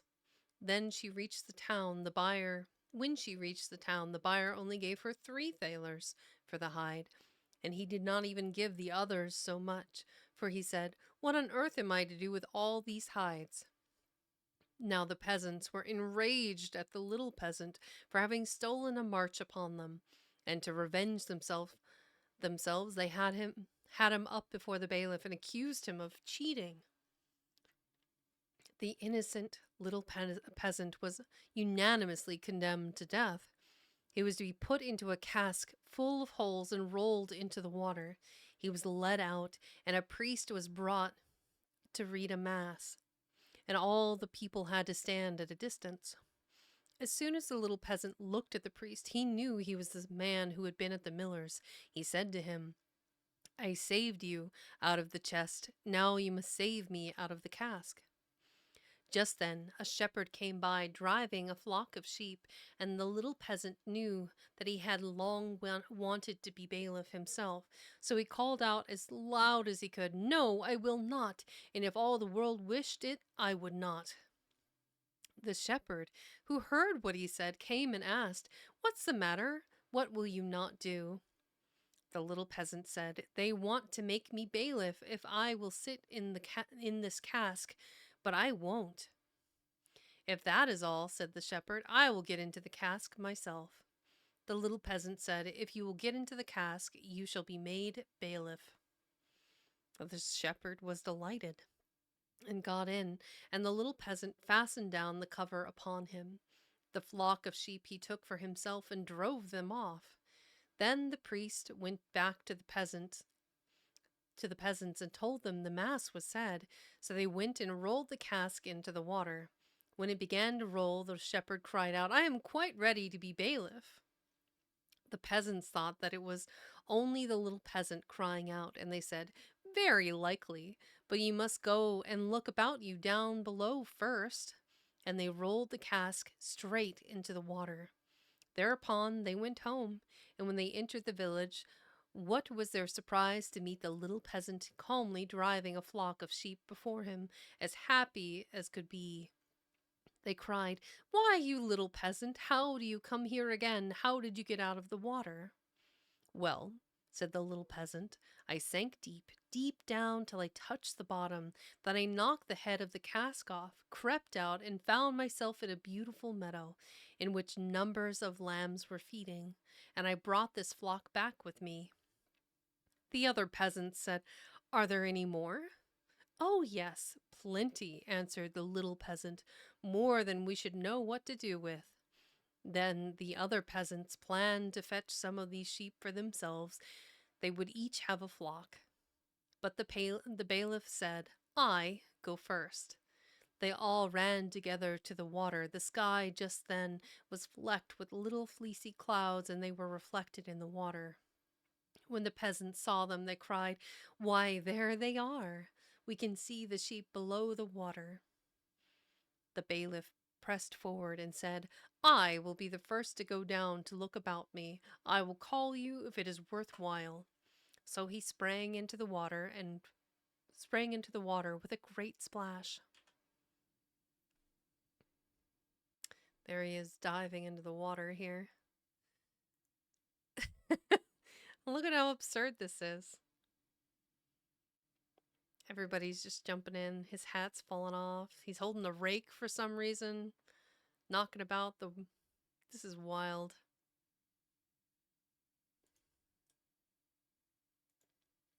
So the others thought he cried, Okay. So he sprang into the water with a great splash. The others thought he cried, Come along, and the whole party plunged in after him. So all the peasants perished. Okay, sure. So all the peasants perished. I just, why? Why? I don't know. That's wild. The others, I know, Teeth. I know. That's how it ends. So all the peasants perished. As the little peasant was the sole heir, he became a rich man. You're not wrong. Yeah. Okay. There's an allegory here or a through message of, again, wit, cleverness. I don't know, Teeth. I don't know. They were all mean to him. They were gonna have him killed. I mean, I feel like the only person that, like, unfairly died in this situation was probably the shepherd, who just was passing by. shoved him in a cask, and then are like, oh yeah, you'll be bailiff, but you gotta, look down below. And so they roll him into the water in this cask full of holes and let him drown. Um, that guy's innocent, didn't deserve to die. But again, this is another one of those tales where you have to be clever, you have to be witty, you have to shift the blame, you have to like change at a whim in unfavorable situations. You have to be flexible. He uses his wit to manipulate the others around him in order to gain wealth and improve his life. Like from the very first beginning, he's like, "Hey, Godfather, make me a wooden calf so that way it might grow into becoming a cow." So his godfather does this. The joiner creates the calf. They put it out into the field. It gets stolen. He goes to the bailiff and it's like, "Hey, the cow herder, let my calf be taken." So the cow herder has to pay up. That's fair, I guess. Um, from there, I mean, what happened to the raven? The raven had a broken wing. Nothing else is said about it. There's a lot of like weird, like diverting stories happening simultaneously in this. It's wild. It's been really wild reading all of these teeth. If you haven't listened to them all yet, they're nuts. They're definitely nuts. Um, where are we at here? So probably one more story, depending on how long it is, and then another break, because ads are a thing and they are necessary, I guess. So we are on Fred and Kate. Kind of interesting, simple names. Since we are between chapters, I do want to remind you all, hydrate, snack, grab a blanket if you need to, caffeinate if you need to, do whatever you need to relax and enjoy the story. So here we go. Fairy Tales of the Brothers Grimm, Fred and Kate. Fred and Kate were man and wife. They had not long been married. One day, Fred said, "I am going into the fields, Kate. I shall be hungry when I come in, so have something good ready for dinner and a cool draught to quench my thirst." "All right, Fred. I will have it ready for you when you come back." Ah, what a sweet wife. When dinner time approached, she took down a sausage from the chimney, put it into a frying pan with some butter, and placed it on the fire. The sausage began to frizzle and sputter, and Kate stood holding the pan, lost in her thoughts. Suddenly she said, "When the sausage is cooking, I might go down to the cellar to draw the beer." So she put the pan firmly on the fire and took a jug down to the cellar to draw the beer. Kate watched the beer running into the jug, and suddenly she said, "I don't believe the dog is tied up. It might get the sausage out of the frying pan and run off with it." This sounds like ADHD. I think, yes. This is definitely sounding like she had ADHD in the 1900s. So, yes. She was up the cellar stairs and in a twinkling, but the dog had already got the sausage in his jaws and was just making off with it. Kate, who was very agile, ran after him and chased him a good way over the fields. The dog, however, was quicker than she, and without letting go the sausage, he got right away. "What is gone," she said, and being tired out, she turned back and walked slowly home to cool herself. In the meantime, the beer had been running out of the cask because Kate had forgotten to turn the tap. Yep, ADHD, no question. As soon as the jug was full, the rest ran all over the cellar floor till the cask was quite empty. Kate saw what had happened as soon as she got to the top of the cellar stairs. "Humph!" she cried. What am I to do now so that Fred shan't discover it? She thought a while, and at last she remembered a sack of fine meal they had left over from the last fair. She would fetch it down and strew it over the beer. To be sure, she said, those who save it at the right time have something when they need it. So she went up to the loft and brought the sack down. But unfortunately, she threw it right onto the jug full of beer, and it was overturned, and away went Fred's drink, flooding the cellar with the rest. How big was this stein or jug full of beer? Oh, that won't matter, said Kate. When part is gone, the rest may as well follow. Then she strewed the meal all over the cellar. She was delighted with her handiwork when it was finished and said, How clean and fresh it looks. At dinner time, Fred came home. Well, wife, what have you got for dinner? He said.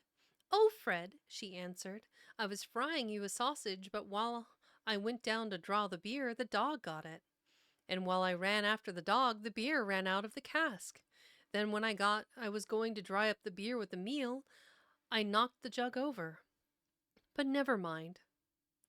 The cellar is quite dry now. Fred said, Kate, Kate, what have you been doing? First, you let the sausage be carried off, then you let the beer run out of the cask, and lastly, you waste our fine meal. Well, Fred, I did not know. You should have told me what to do.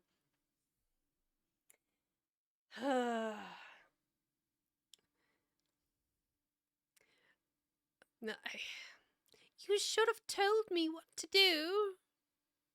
Ugh. All right. The man thought, if my wife is like this, I must look after things myself. Okay, sure. What is that? Something planned incompetence or something like that, I think is that term where you act like you don't know how to do a thing, so your partner has to do it for you. That's oof.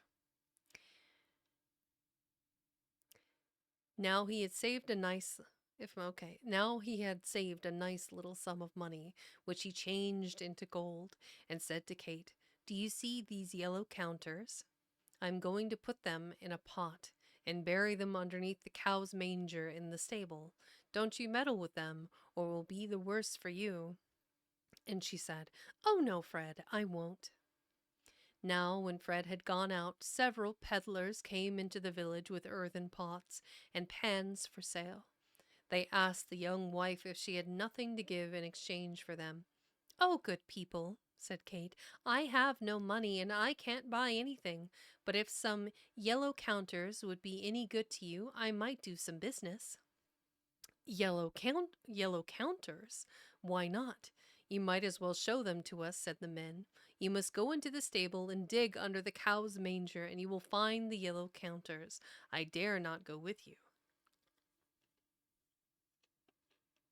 Mm. God, that chocolate is so good. So good. So the rogues went to the stable and dug up the pot of gold. They seized it and made off with it as fast as they could, leaving their pots and pans behind. Kate thought she must use the new utensils, but as there was no lack in the kitchen, she knocked the bottom out of every pot and pan and hung them on the fence round the house as ornaments. When Fred came home and saw the new decorations, he said, Kate, whatever have you been doing now? I bought them, Fred, with the yellow counters which were hidden in the stable, but I did not get them myself. The peddlers dug them up. Alas, wife, said Fred. What have you done? Those were not counters, they were pure gold, and all that we possess. You should not have done it. Well, Fred, I did not know. You should have told me. That's fair. I mean, it's not. Yeah. Okay. Kate stood for a while thinking. Then she said, "Listen, Fred. We will run after the thieves and get the money back." "Come along then," said Fred. "We will try what we can do. But we must take home butter and cheese with us to eat on the way. Take some butter and cheese with us to eat on the way." Who just eats butter? Just straight butter. Straight butter. I don't know what they're thinking there. Okay. "All right," she answered. So they set out, but as Fred was fleeter of foot than Kate, he was soon ahead of her. "I shall be the gainer," she said. "I shall be foremost when we turn." Soon they came to a mountain. By people, do you mean fairgoers? Oh, Jesus Christ. Warm butter that's been sitting out all day. My favorite. That's so wrong.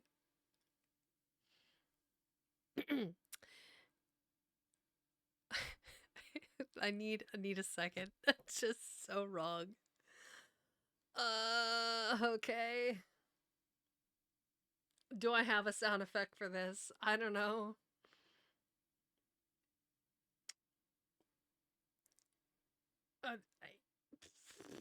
I got nothing. Maybe. Yeah, I got nothing. I don't know. What does one say to fried butter? Okay. "All right," she answered. So they set out, but as Fred was fleeter of foot than Kate, he was soon ahead of her. "I shall be the gainer," she said. "I shall be foremost when we turn." Soon they came to a mountain, and on both sides of the road there were deep cart ruts. "There, just see," said Kate, "how the poor earth is torn and scratched and squeezed. It can never be whole again as long as it lives." Sure.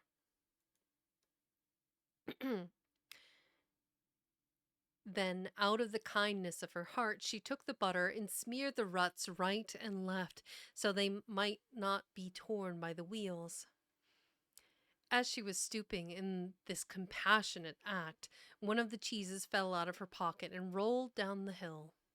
Kate said, "I have come up the hill once, and I don't mean to do it again. I will send another of the cheeses to fetch it." Oh, this woman. So she took another out of her pocket and rolled it down. As it did not come back, she sent a third rolling after it, and thought, "Perhaps they are waiting for company, and don't like walking alone." When all three stayed away, she said, "I don't know what is the meaning of this. It may be that the third one lost its way. I will send the fourth one to call it back." Nothing was seen of the fourth any more than the third. At last Kate got quite angry, and threw down the fifth and sixth, and they were the last. For a time she stood looking to see if they were coming, but as they did not appear, she said, "Oh, you would be good folks to send in search of death. You would be a long time coming back. You need not think I am going to wait any longer for you. I am going on, and you may just come after me. Your legs are younger than mine." Um,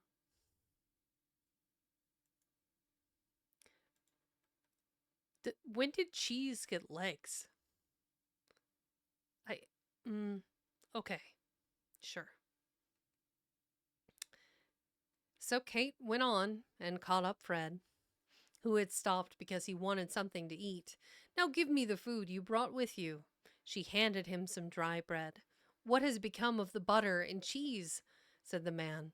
"Oh, Fred," said Kate, "I smeared the cart ruts with the butter, but the cheese will soon be here. One of them slipped away from me, and then I sent the others to fetch it back."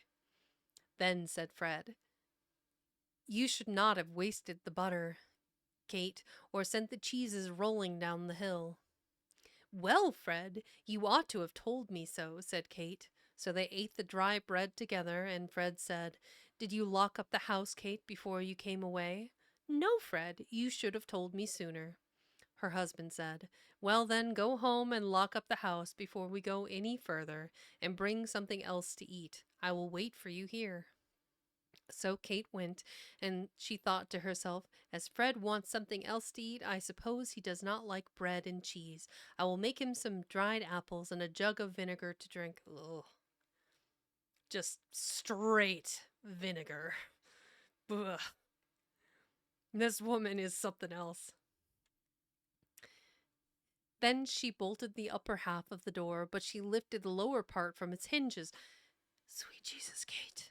Sweet Jesus, Kate. Okay. But she lifted the lower part from its hinges and took it with her on her back, thinking that if she had the door in safety, the house would be safe. She took plenty of time on her way back, for she thought Fred will have the more time to rest. Then she reached him again and she said, Here you have the house door, Fred, so you can take care of the house yourself. Good heavens, he said, what a clever wife I have.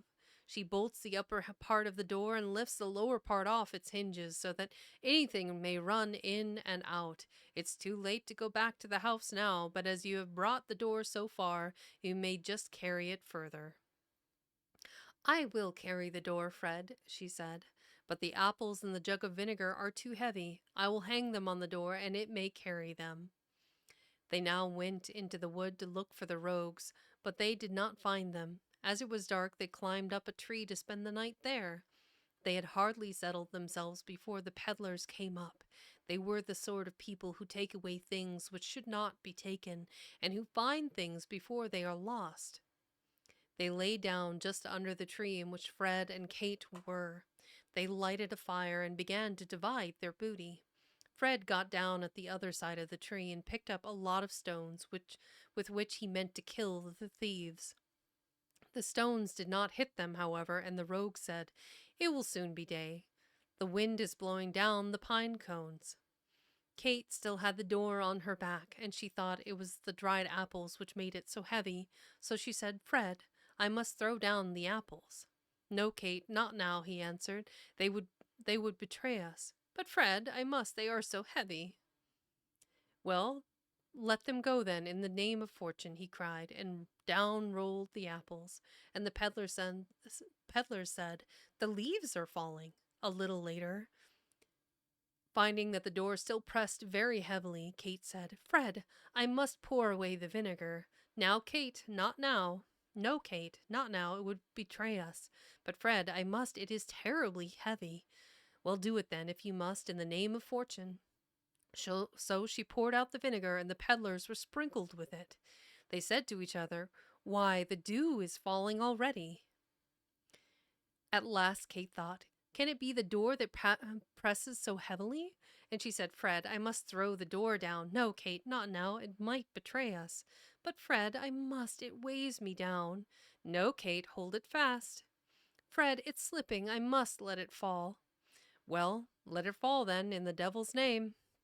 So down it fell through the branches with such a clatter that the peddlers cried, The devil's in this tree! And they ran away as fast as ever they could go, leaving all their treasure behind them. In the early morning, when Fred and Kate climbed down, they found all their gold and took it home with them. Hey, nobody died in this one.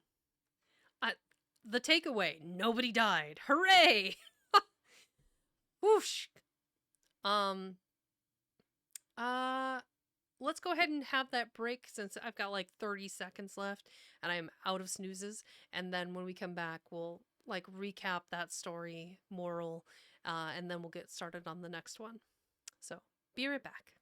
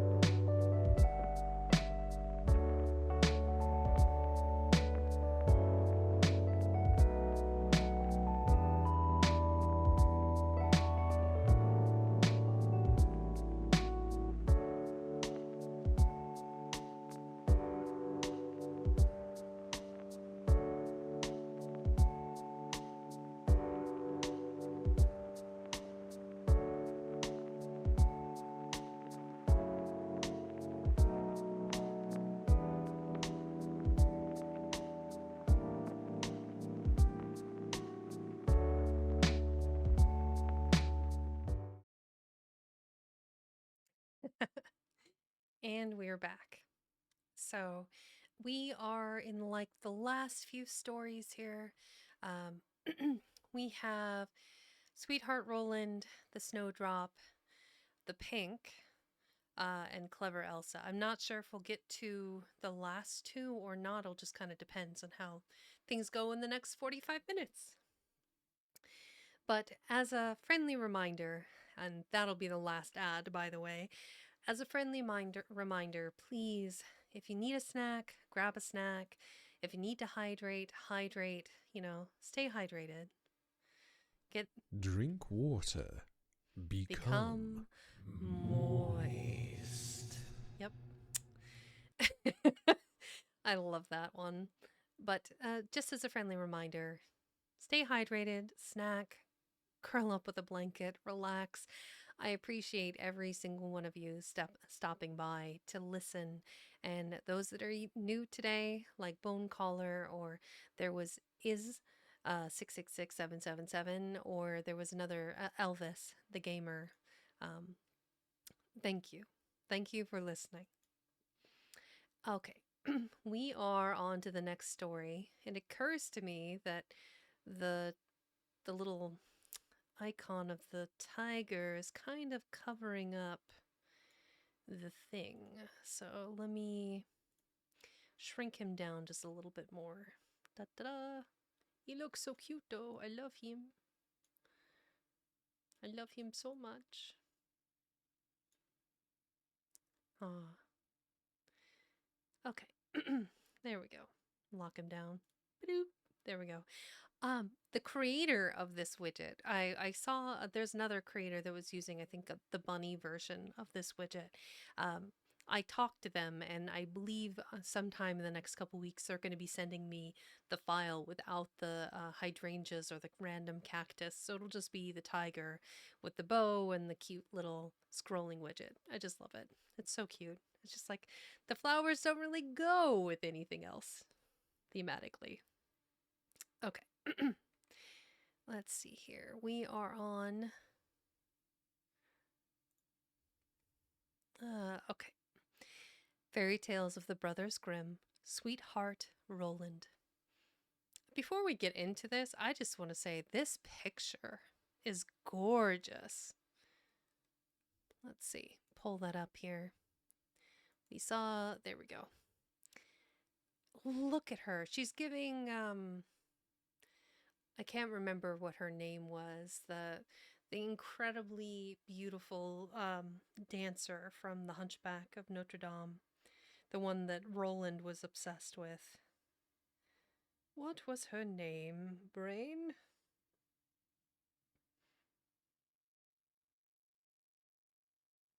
That'll be another good story for a future date, I think. Quasimodo. Um, Esmeralda.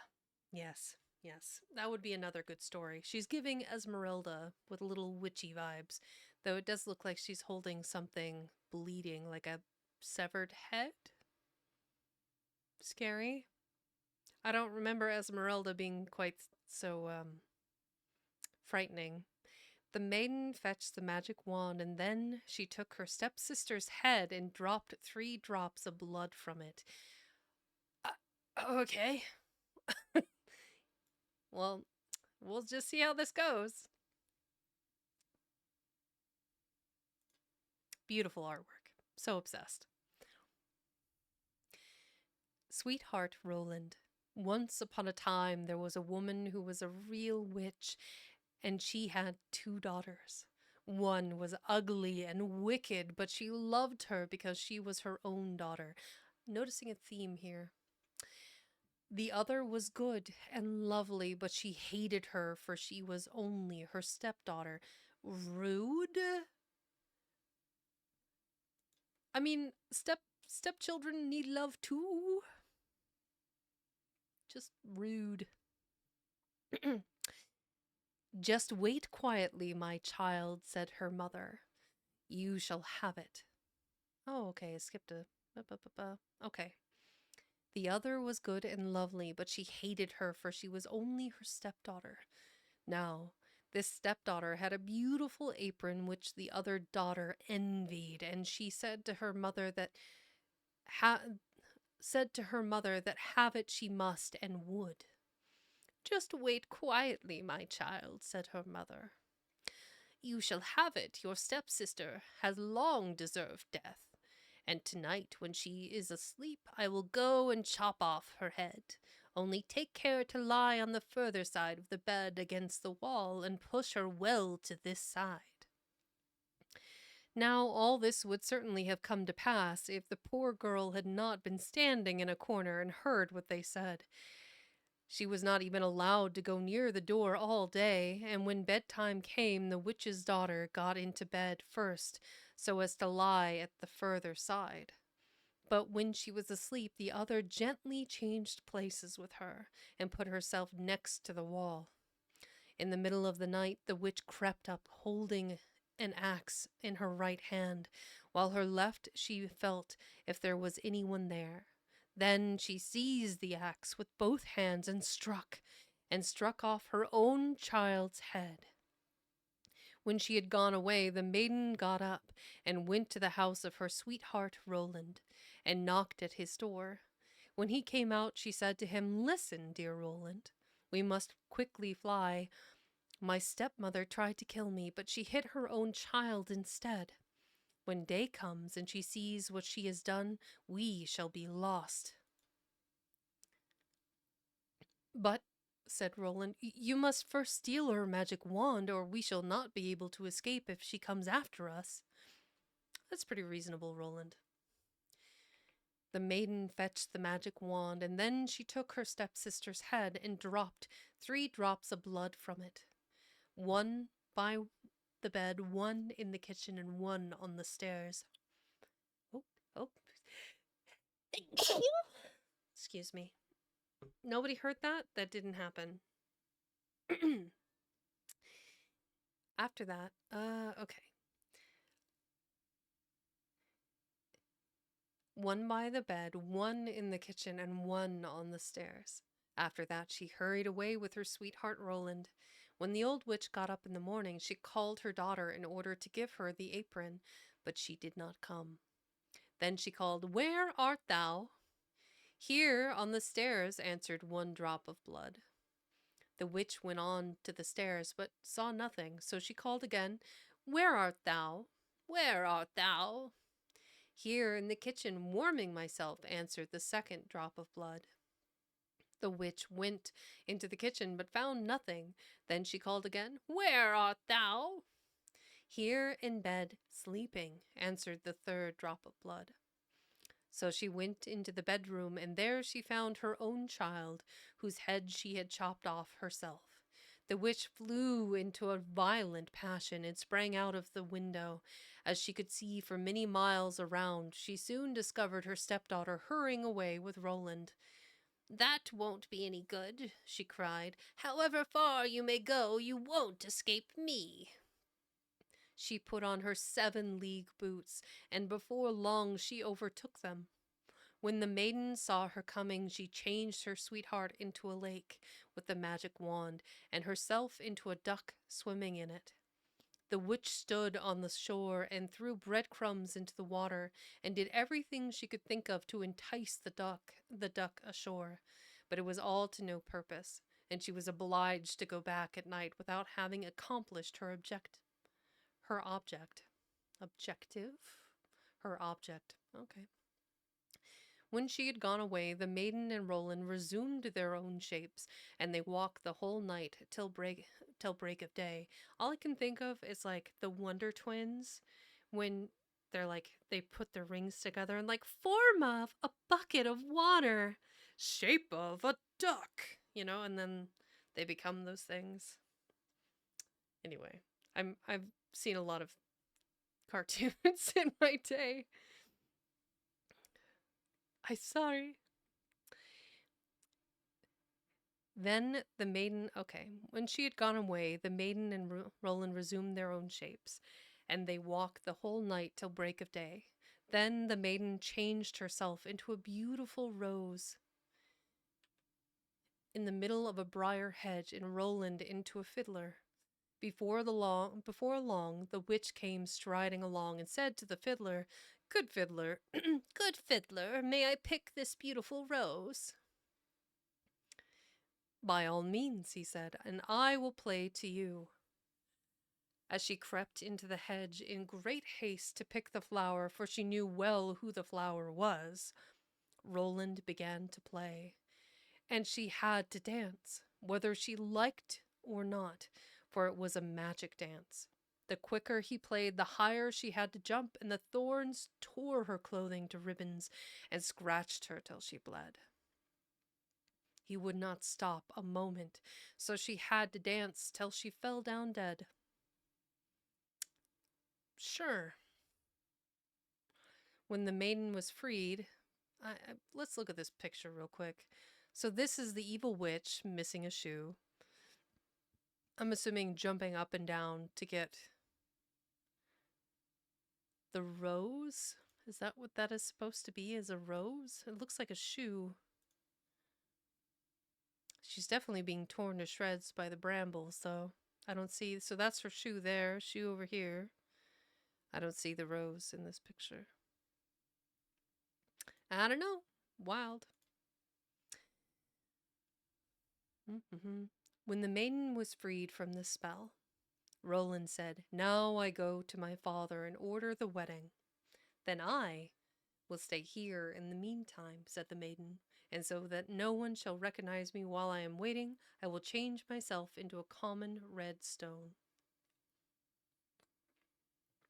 So Roland went away, and the maiden stayed in the field as a stone, waiting his return. But when Roland got home, he fell into the snares of another woman, who made him forget all about his love. The poor maiden waited a long, long time, but when he did not come back, she became very sad. Yeah, that's fair. Oh, thank you. I like it. It was from Seagenary. She did a really good job with it. Thank you.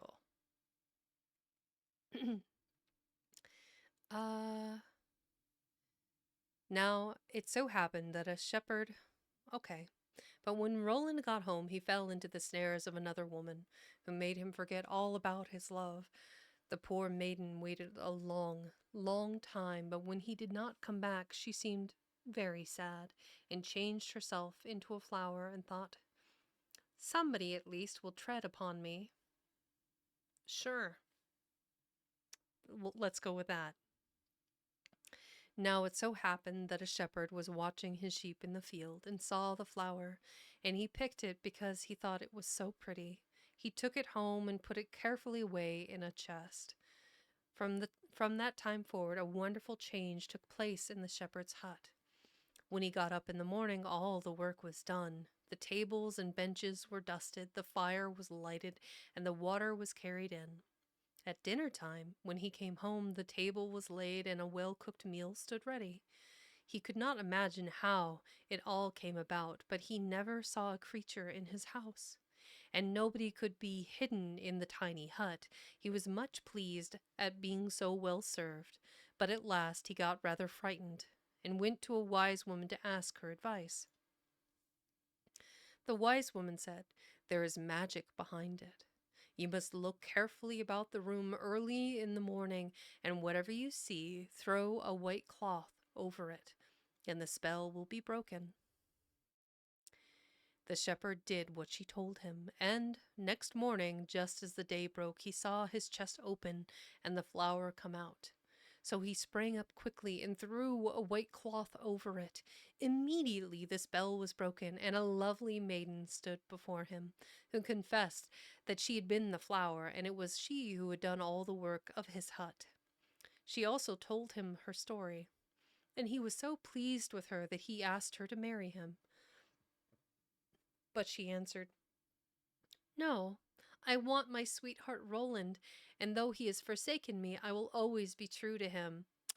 Girl, please. You deserve better. She promised not to go away, however, but to go on with the housekeeping for the present. Now the time came for Roland's marriage to be celebrated. According to old custom, a proclamation was made that every maiden in the land should present herself to sing at the marriage in honor of the bridal pair.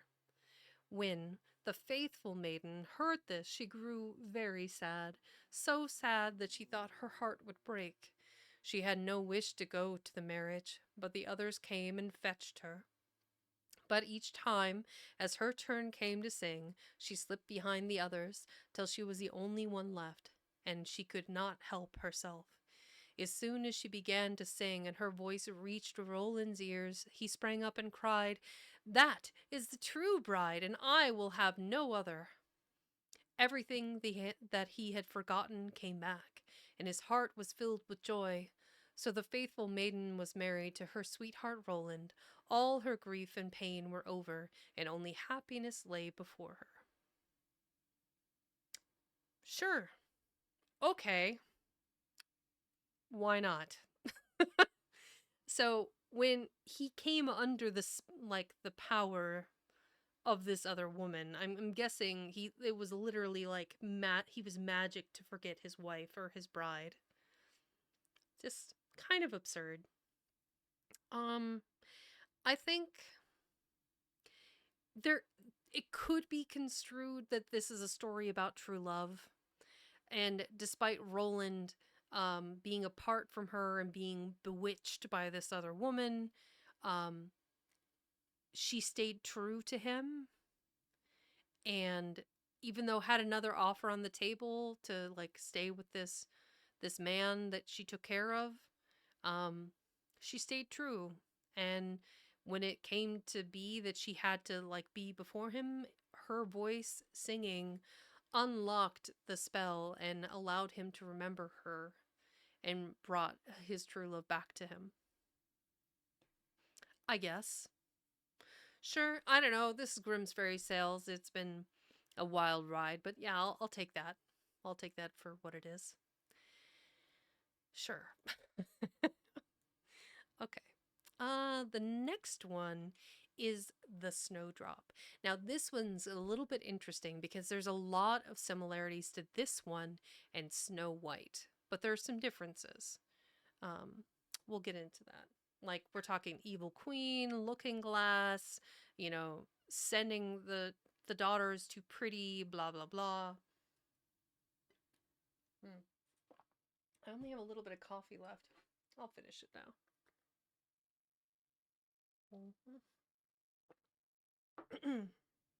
There we go.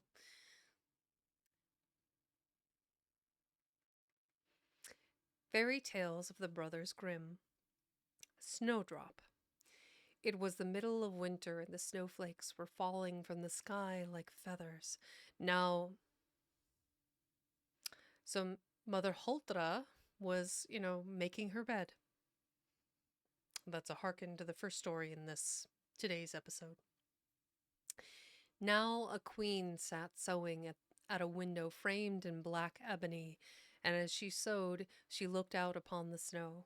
Suddenly she pricked her finger, and 3 drops of blood fell on to the snow, and the red looked so lovely on the white that she thought to herself, "If only I had a child as white as snow, and as red as blood, and as black as the wood of the window frame." Soon after, she had a daughter, whose hair was black as ebony, while her cheeks were red as blood, and her skin as white as snow, so she was called Snowdrop. But when the child was born, the queen died. A year after, the king took another wife. She was a handsome woman, but proud and overbearing, and could not endure that anyone should surpass her in beauty. She had a magic looking glass, and when she stood before it and looked at herself, she used to say, "Mirror, mirror on the wall, who is fairest of us all?" Then the glass answered, "Queen, thou art fairest of them all." Then she was content, for she knew that the looking glass spoke the truth.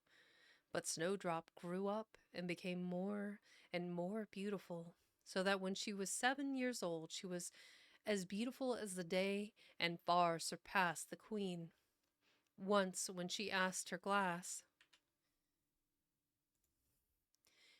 "Mirror, mirror on the wall, who is fairest of us all?" it answered, "Queen, thou art fairest here, I hold, but Snowdrop is fairer 1,000-fold." Wow, savage mirror. Also, look at this line work. It's gorgeous. The queen has that, like, that presence. Just beautiful. Absolutely beautiful artwork. The looking glass. What's with the creepy dude? It's his tail holding up the mirror? That's super creepy. Look at the feet. Scary feet. It's giving Art Nouveau. It's giving, like, classic literature. It's giving, like, the Snow Queen vibes. But yeah, the creepy little skeleton creature thing with his, I guess, antlers and weird split tail holding up the candles in the mirror. I don't know. Kind of weird. Interesting style choice. That's all I gotta say. Then the queen was horror struck and turned green and yellow with jealousy. From the hour that she saw Snowdrop, her heart sank, and she hated the little girl. The pride and envy of her heart grew like a weed, so that she had no rest day nor night. At last she called a huntsman and said, "Take the child out into the wood. I will not set eyes on her again. You must kill her and bring me her lungs and liver as tokens." The huntsman obeyed and took Snowdrop out into the forest, but when he drew his hunting knife and was preparing to plunge it into her innocent heart, she began to cry. "Alas, dear huntsman, spare my life, and I will run away into the wild forest and never come back again." And because of her beauty, the huntsman had pity on her and said, "Well, run away, poor child. Wild beasts will soon devour you," he thought. But still he felt as though a weight were lifted from his heart because he had not been obliged to kill her. And as just at that moment a young fawn came leaping by, he pierced it and took the lungs and liver as tokens to the queen. The cook was ordered to serve them up in pickle, and the wicked queen ate them, thinking that they were Snowdrop's.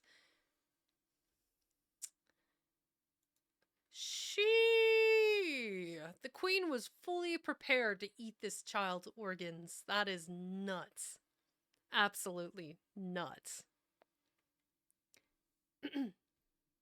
Now, the poor child was alone in the great wood, with no living soul near, and she was so frightened that she knew not what to do. Right? The child was just innocently doing kid stuff at 7 years old, and she's like, "This bitch got to die." It's terrible.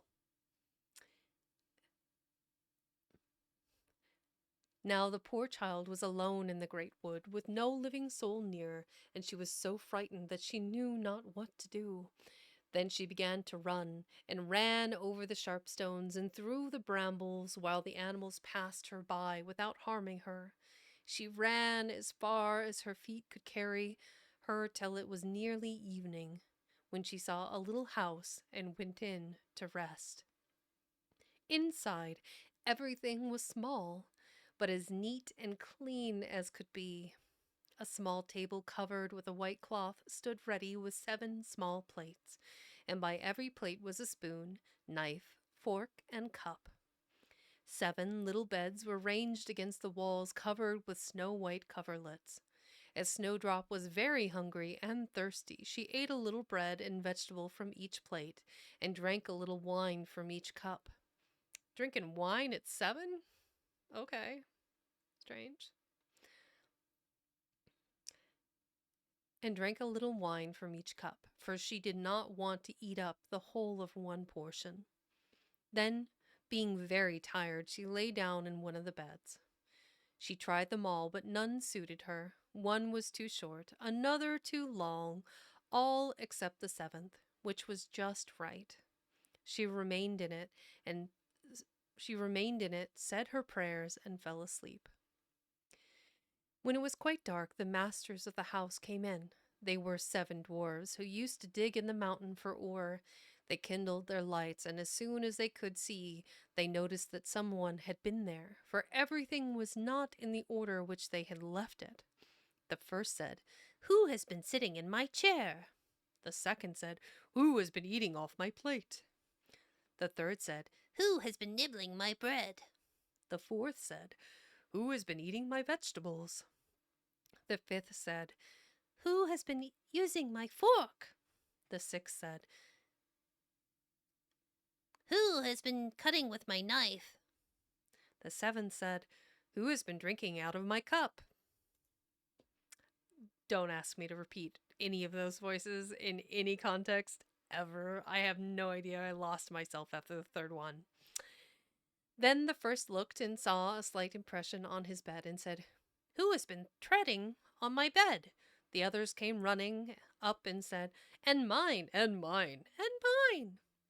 But the seventh, when he looked into his bed, saw Snowdrop, who lay there asleep. He called the others, who came up and cried out with astonishment as they held their lights and gazed at Snowdrop. Let's see, let's look at the little men here. Oh, look at them. They're all loaded down with goodies.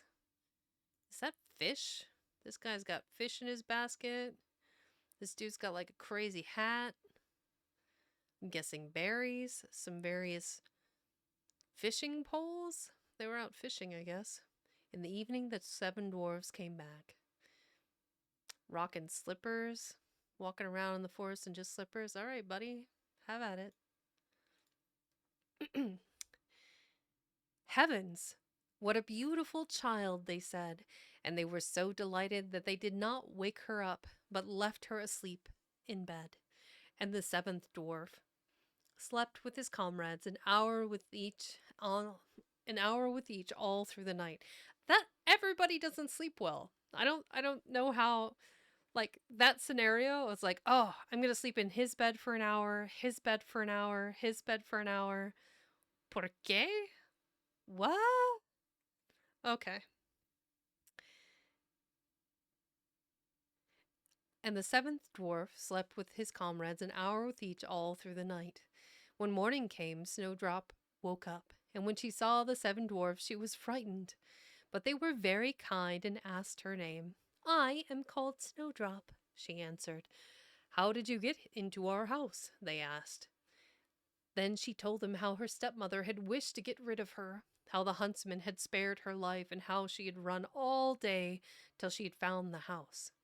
Then the dwarf said, "Will you look after our household, cook, make the beds, wash, sew, and knit, and keep everything neat and clean? If so, you shall stay with us and want for nothing." "Yes," said Snowdrop, "with all my heart," and she stayed with them and kept the house in order. In the morning they went to the mountain and searched for copper and gold, and in the evening they came back, and then their meal had to be ready. All day the maiden was alone, and the good dwarfs warned her and said, Beware of your stepmother, who will soon learn that you are here. Don't let anyone in." But the queen, having, as she imagined, eaten Snowdrop's liver and lungs, and feeling certain that she was the fairest of all, stepped in front of her glass and asked, "Mirror, mirror on the wall, who is fairest of us all?" The glass answered as usual, "Queen, thou art fairest here I hold, but Snowdrop over the fells, who with the 7 dwarfs dwells, is fairer still 1,000-fold." She was dismayed, for she knew that the glass told no lies, and she saw that the hunter had deceived her, and that Snowdrop still lived. Accordingly, she began to wonder afresh how she might compass her death, for as long as she was not the fairest in the land, her jealous heart left her no rest. At last she thought of a plan. She dyed her face and dressed up like an old peddler, so that she was quite unrecognizable. In this guise she crossed over the 7 mountains to the home of the 7 dwarfs and called out, Wares for sale? Snowdrop, peeping out of the window, and said, "Good day. Mother, what have you got to sell?" Good wares, fine wares, she answered. Laces of every color. And she held one out which was made of gay plaited silk. I may let the honest woman in, thought Snowdrop, and she unbolted the door and bought the pretty lace. Child, said the woman, what a sight you are! I will lace you properly for once. Snowdrop made no objection and placed herself before the old woman to let her lace her with the new lace. But the old woman laced it so quickly and tightly that she took away Snowdrop's breath, and she fell down as though dead. "Now I am the fairest," she said to herself, and hurried away. So I'm thinking contextually you're missing part of this is that I'm imagining that when they say lace her, she quite literally means like lacing her corset so tightly that she's unable to breathe. Why a 7-year-old child would be wearing a corset, I do not know. But there you have it. Not long after, the 7 dwarfs came home and were horror-struck when they saw their dear little Snowdrop lying on the floor without stirring, like one dead. When they saw she was laced too tight, they cut the lace, whereupon she began to breathe and soon came back to life again. When the dwarfs heard what had happened, they said that the old peddler was no other than the wicked queen. "Take care, take care not to let anyone in when we are not here," they said. Now the wicked queen, as soon as she got home, went to the glass and asked, "Mirror, mirror on the wall, who is fairest of us all?" And it answered, as usual, Queen, thou art fairest here, I hold, but Snowdrop over the fells, who with the 7 dwarfs dwells, is fairer still 1,000-fold. When she heard it, all her blood flew to her heart, so enraged was she, for she knew that Snowdrop had come back to life again. Then she thought to herself, "I must plan something which will put an end to her. By means of witchcraft, in which she was skilled, she made a poisoned comb. Next, she disguised herself and took the form of a different old woman. She crossed the mountains and came to the home of the 7 dwarfs and knocked at the door, calling out, 'Good wares to sell?' Snowdrop looked out of the window and said, 'Go away, I must not let anyone in.' 'At least you may look,' answered the old woman, and she took the poisoned comb and held it up. The child was so pleased with it that she let herself be beguiled and opened the door. When she had made a bargain, the old woman said, 'Now I will comb your hair properly for once.' Poor Snowdrop, suspecting no evil, let the old woman have her way, but scarcely was the poisoned comb fixed in her hair than the poison took effect, and the maiden fell down unconscious.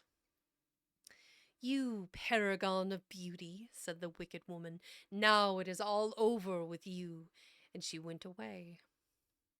Happily, it was near the time when the 7 dwarfs came home. When they saw Snowdrop lying on the ground as though dead, they immediately suspected her stepmother and searched till they found the poisoned comb. No sooner had they removed it than Snowdrop came to herself again and related what happened. They warned her again to be on her guard and to open the door to no one. Still not getting still not getting it, guys. Maybe leave one of you behind to take care of her. I don't know. Something. When she got home, the queen stood before her glass and said, "Mirror, mirror on the wall, who is fairest of us all?" And it answered as usual, Queen, thou art fairest here, I hold, but Snowdrop over the fells, who with the 7 dwarfs dwells, is fairer still 1,000-fold. When she heard the glass speak these words, she trembled and quivered with rage. "Snowdrop shall die," she said, "even if it cost me my own life." Thereupon she went into a secret room, which no one ever entered but herself, and made a poisonous apple. Outwardly, it was beautiful to look upon, with rosy cheeks, and everyone who saw it longed for it, but whoever ate of it was certain to die. When the apple was ready, she dyed her face and dressed herself like an old peasant woman, and so crossed the 7 hills to the dwarf's home. There she knocked. Snowdrop put her head out of the window and said, "I must not let anyone in. The 7 dwarfs have forbidden me." "It is all the same to me," said the peasant woman. "I shall soon get rid of my apples. There, I will give you one." "No, I must not take anything. Are you afraid of poison?" said the woman. "See, I will cut the apple in half. You eat the red side, and I will keep the other."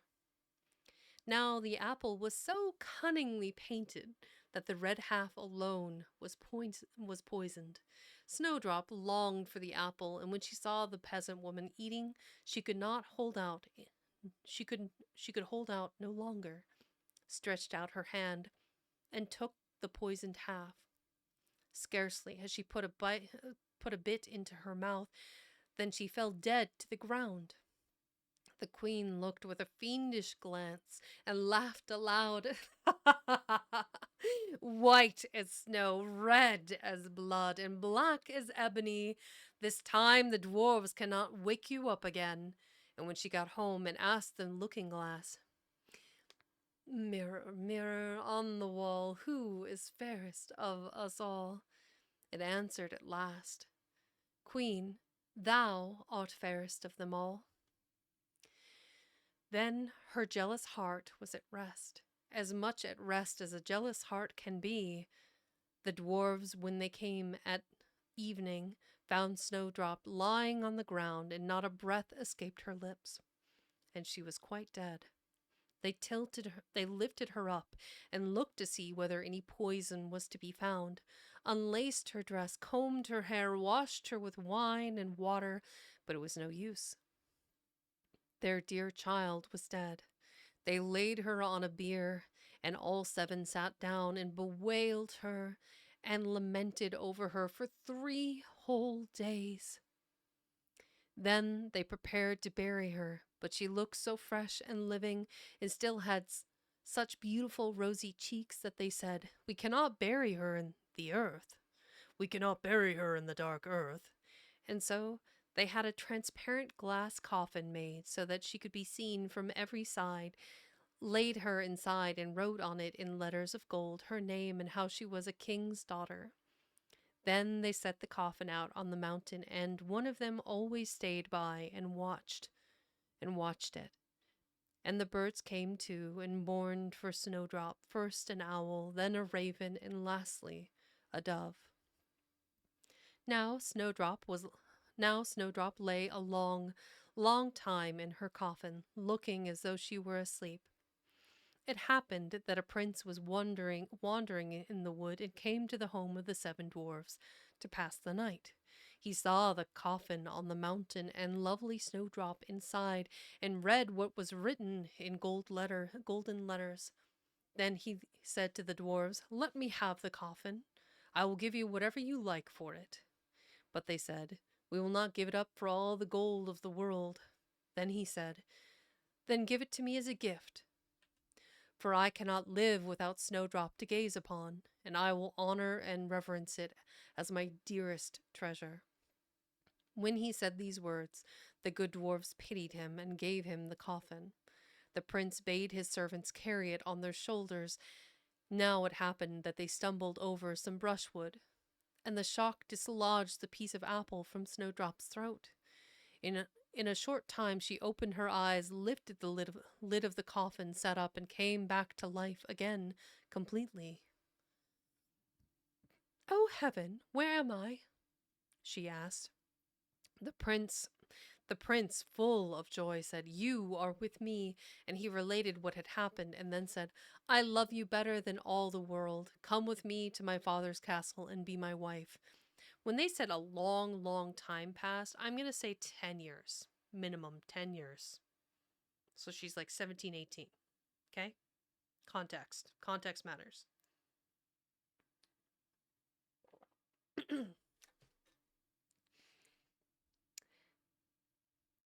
Snowdrop agreed and went with him, and their wedding was celebrated with great magnificence. Snowdrop's wicked stepmother was invited to the feast, and when she had put on her fine clothes, she stepped to her glass and asked, "Mirror, mirror on the wall, who is fairest of us all?" The glass answered, "Queen." Queen, thou art fairest here I hold. The young queen fairer 1,000-fold. Then the wicked woman uttered a curse and was so terribly frightened that she didn't know what to do. Yet she had no rest. She felt obliged to go and see the young queen, and when she came in, recognized Snowdrop, and stood still with fear and terror. But iron slippers were heated over the fire, and were soon brought in with tongs and put before her, and she had to step into the red-hot shoes and dance till she fell down dead. Hi. Welcome. Hi everybody. Can we get a exclamation point SO space Ruthie Wren for Ruthie here? Hi. And she burned with shoes. Yeah. Yeah, welcome. Yeah, she dead. She dead from dancing in iron hot shoes. This was the Snowdrop from Grimm's fairy tales. Very similar to Snow White. It's honestly, comparing the two stories side by side, there's a lot of through lines that different writers and producers have used like parts of both stories to make one cohesive story. So you see a lot to everything. I really appreciate you stopping by, Ruthie. I thought you'd be going for a few more hours yet, so I was just gonna pop into your stream when I was done here. Yeah, very, very big ties in. Luckily the only person that dies in this one is the queen. So win-win. But yeah, I was gonna probably do like one or two more stories and then call it for today, but the drinking. Yeah, yeah, that's fair. It's Friday night. Put one on. Have a good time. Absolutely.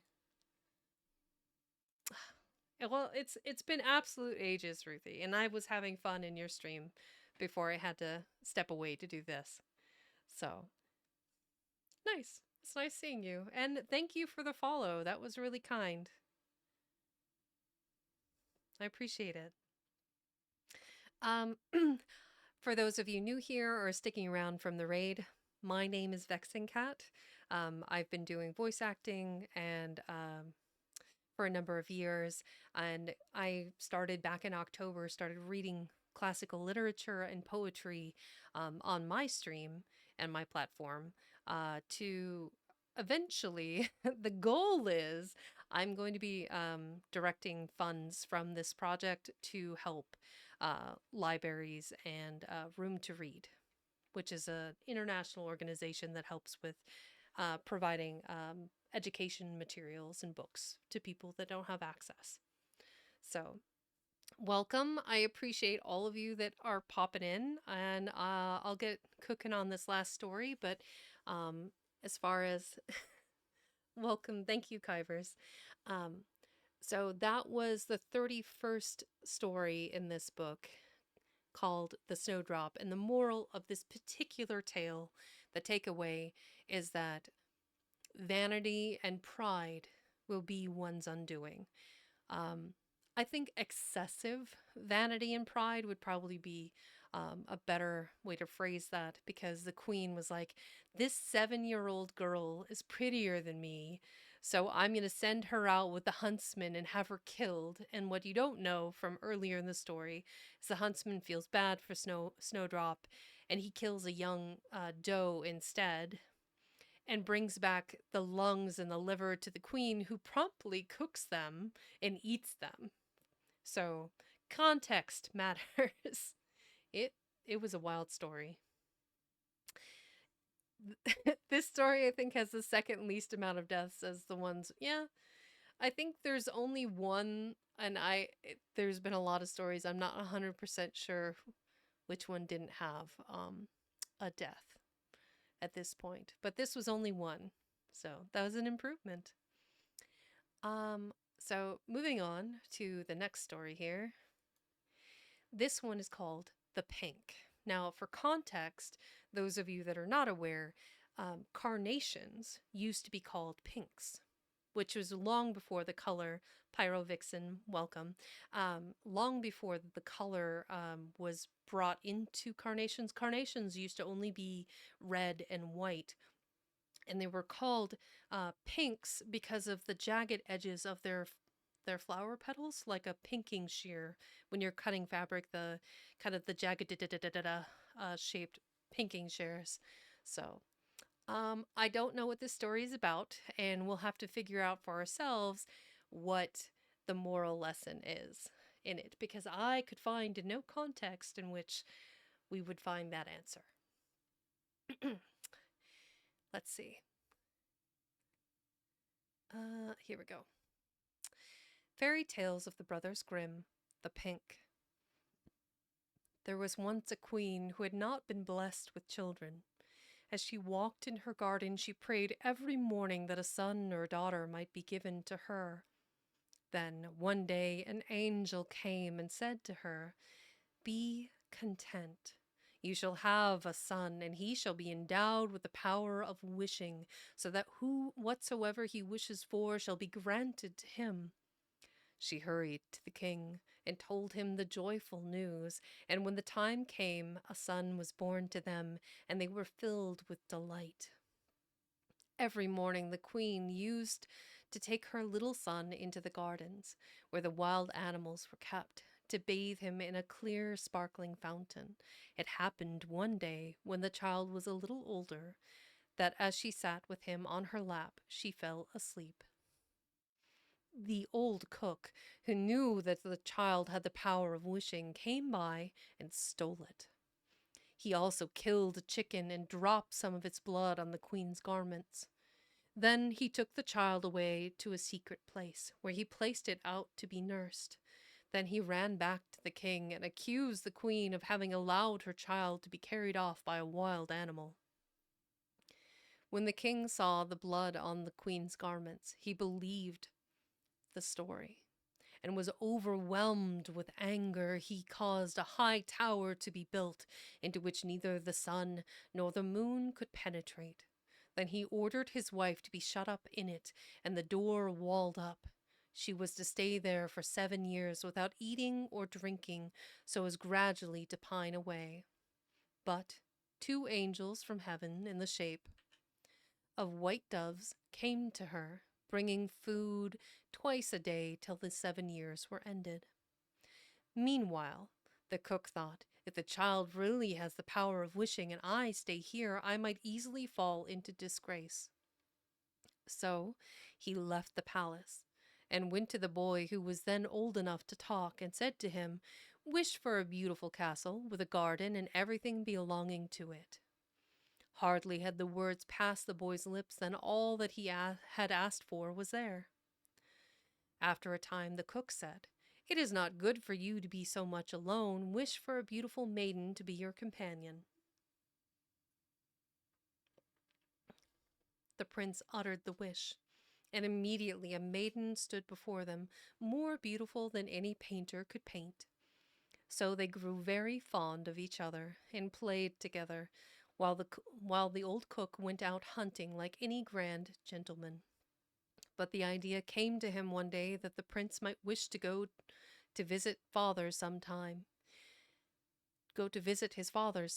and he would thereby be placed in a very awkward position, I'll say. So he took the maiden aside and said to her, "Tonight, when the boy is asleep, go and drive this knife into his heart. Then bring me his heart and his tongue. If you fail to do it, you will lose your own life." Mind you, this is a magic maiden that he just wished out of nowhere. So, okay. Then he went away. But when the next day came, the maiden had not yet obeyed his command, and she said, "Why should I shed his innocent blood when he has never done harm to any creature in his life?" The cook again said, "If you do not obey me, you will lose your own life." When he had gone away, she ordered a young hind to be brought and killed. Then she cut out its heart and its tongue and put them on a dish. When she saw the old man coming, she said to the boy, "Get into bed and cover yourself right over." The old scoundrel came in and said, "Where are the tongue and the heart of the boy?" The maiden gave him the dish, but the prince threw off the coverings and said, "You old sinner! Why did you want to kill me? Now hear your sentence. You shall be turned into a black poodle with a gold chain around your neck, and you shall be made to eat live coals so that flames of fire may come out of your mouth." Oh, spicy. He was serious. Poor poodle. Eating all the coals, fire pouring forth from his mouth. The scullions brought live coals which he had to eat till the flames poured out of his mouth. Poor poodle. As he said the words, the old man was changed into a black poodle with a gold chain round his neck, and the scullions brought live coals which he had to eat till the flames poured out of his mouth. The prince stayed on at the castle for a time, thinking of his mother and wondering if she were still alive. At last he said to the maiden, I am going into my own country. If you'd like to go with me, I will take you."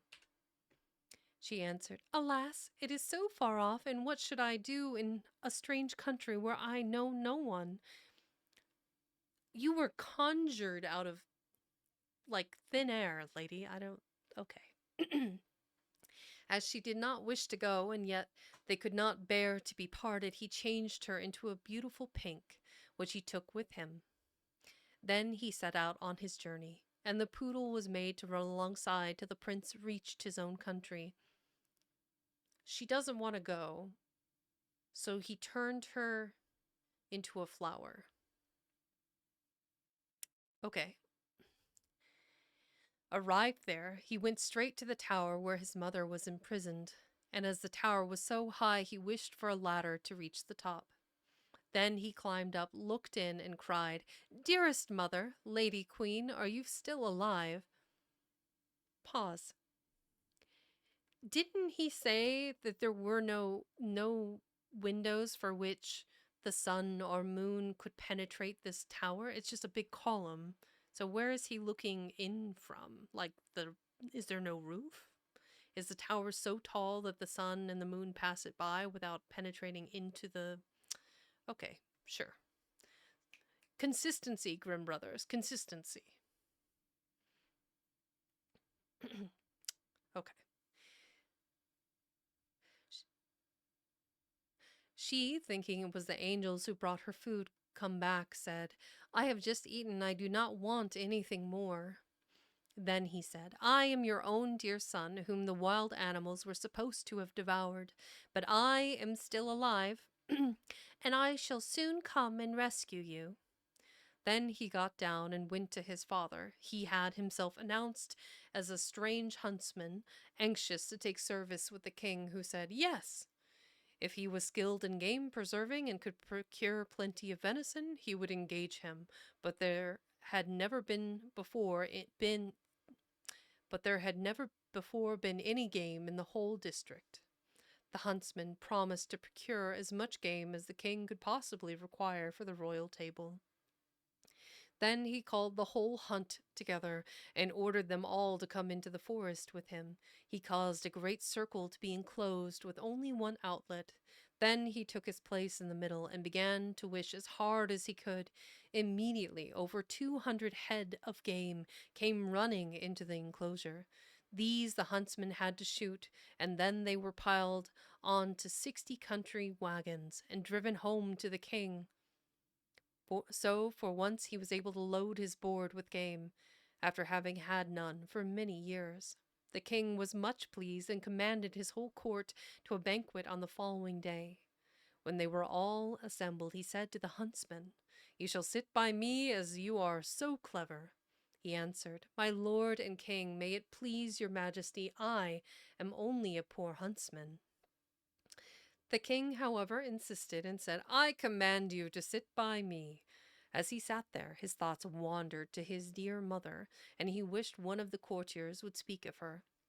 Hardly had he wished it than the Lord High Marshal said, "Your Majesty, we are all rejoicing here now. Here, how fares it with Her Majesty the Queen? Is she still alive in the tower, or has she perished?" But the king answered, "She allowed my beloved son to be devoured by wild animals, and I do not wish to hear anything about her." Then the huntsman stood up and said, "Gracious father, she is still alive, and I am her son. He was not devoured by wild animals. He was taken away by the scoundrel of a cook. He stole me while my mother was asleep and sprinkled her garments with the blood of a chicken. Then he brought up the black poodle with the golden chain and said, 'This is the villain.' He ordered some live coals to be brought, which he made the dog eat in the sight of all the people till the flames poured out of his mouth. Then he asked the king if he would like to see the cook in his true shape, and wished him back. And there he stood in his white apron and his knife at his side. The king was furious when he saw him and ordered him to be thrown into the deepest dungeon. Then the huntsman said further, "My father, would you like to see the maiden who so tenderly saved my life when she was ordered to kill me, although by doing so she might have lost her own life?" The king answered, "Yes, I will gladly see her." Then his son said, "Gracious father, I will show her to you first in the guise of a beautiful flower." He put his hand into his pocket and brought out the pink. It was a finer one than the king had ever seen before. Then his son said, "Now I will show her to you in her true form." The moment his wish was uttered, she stood before them in all her beauty, which was greater than any artist could paint. The king sent ladies and gentlemen in waiting to the tower to bring the queen back to his royal table. When they reached the tower, they found that she could no longer eat or drink, and she said, "The merciful God, who has preserved my life so long, will soon release me now." 3 days after, she died. At her burial, the 2 white doves which had brought her food during her captivity followed and hovered over her grave. The old king caused the wicked cook to be torn into 4 quarters, but his own heart was filled with grief and remorse, and he died soon after. His son married the beautiful maiden he had brought home with him as a flower, and for all I know, they may be living still.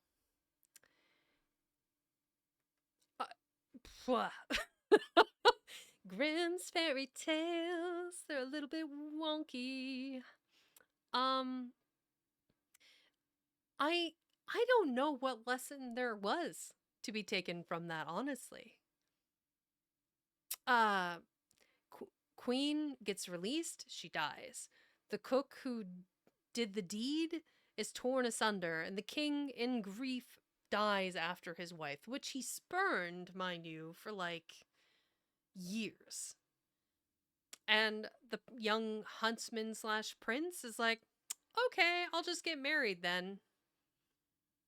Where is the lesson? What do we take away from this? There could be some sort of allegory that the child is God. I don't know. I apologize. I have an ad break that I can't get out of. So, if you are a turbo user or anything, I'll just sit here and ramble for a few minutes. But we'll just get through that ad break real quick.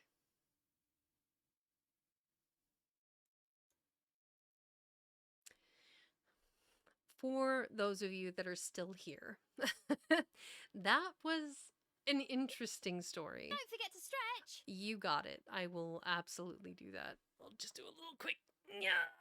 Yeah. Oh, okay. Yeah, that was a wild one, honestly. I'm not even really sure what to think. I was thinking I would find some sort of like through line moral lesson. Um, don't steal what's not yours. Um, there could be some sort of allegory for trust your spouse. There could be some sort of through line there that like I don't know, cuz like the maiden who rescues him, he summons her out of thin air. She gets turned Drink water. Become moist. Yeah. There's some sort of through line there. The maiden is like magically appears. She doesn't kill him on the cook's orders. She then gets turned into a flower and is taken away from her home, the only one she's ever known, against her will, mind you. I I don't know. I really don't know. What do we take away from this? Anybody have any thoughts on that last one? And yes, I will hydrate teeth. You got it.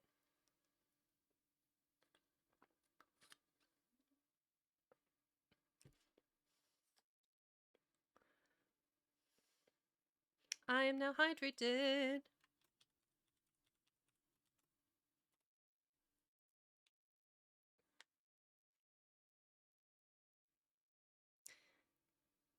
Teeth might not be able to see this because of the ad. I don't know what the ads look like. Are they the full screen ones or is it like the panel bar thing down at the bottom?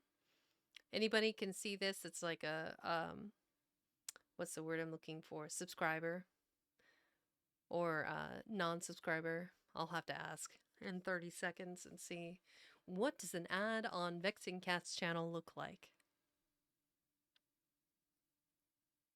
Yeah, that's odd. That is a little odd. Are you a Turbo subscriber?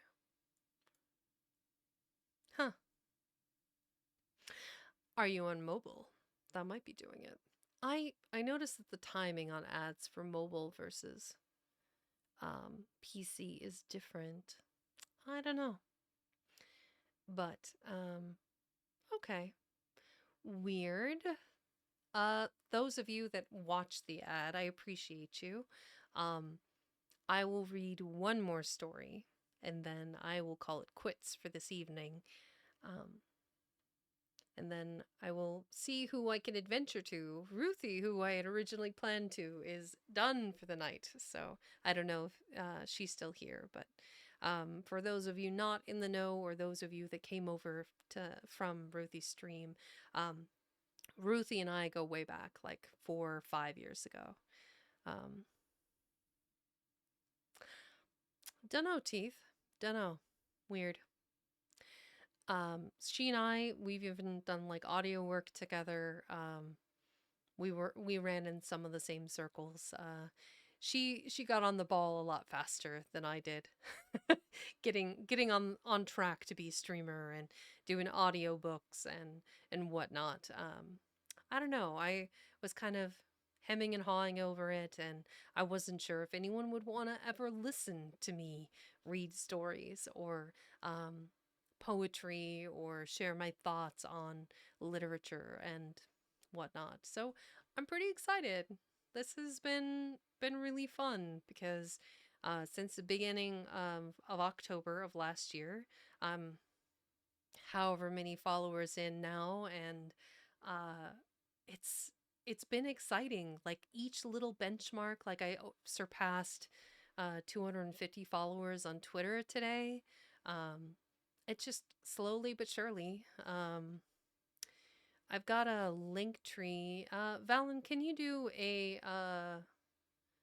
exclamation point link tree, or Valis if you're here? You might be still working.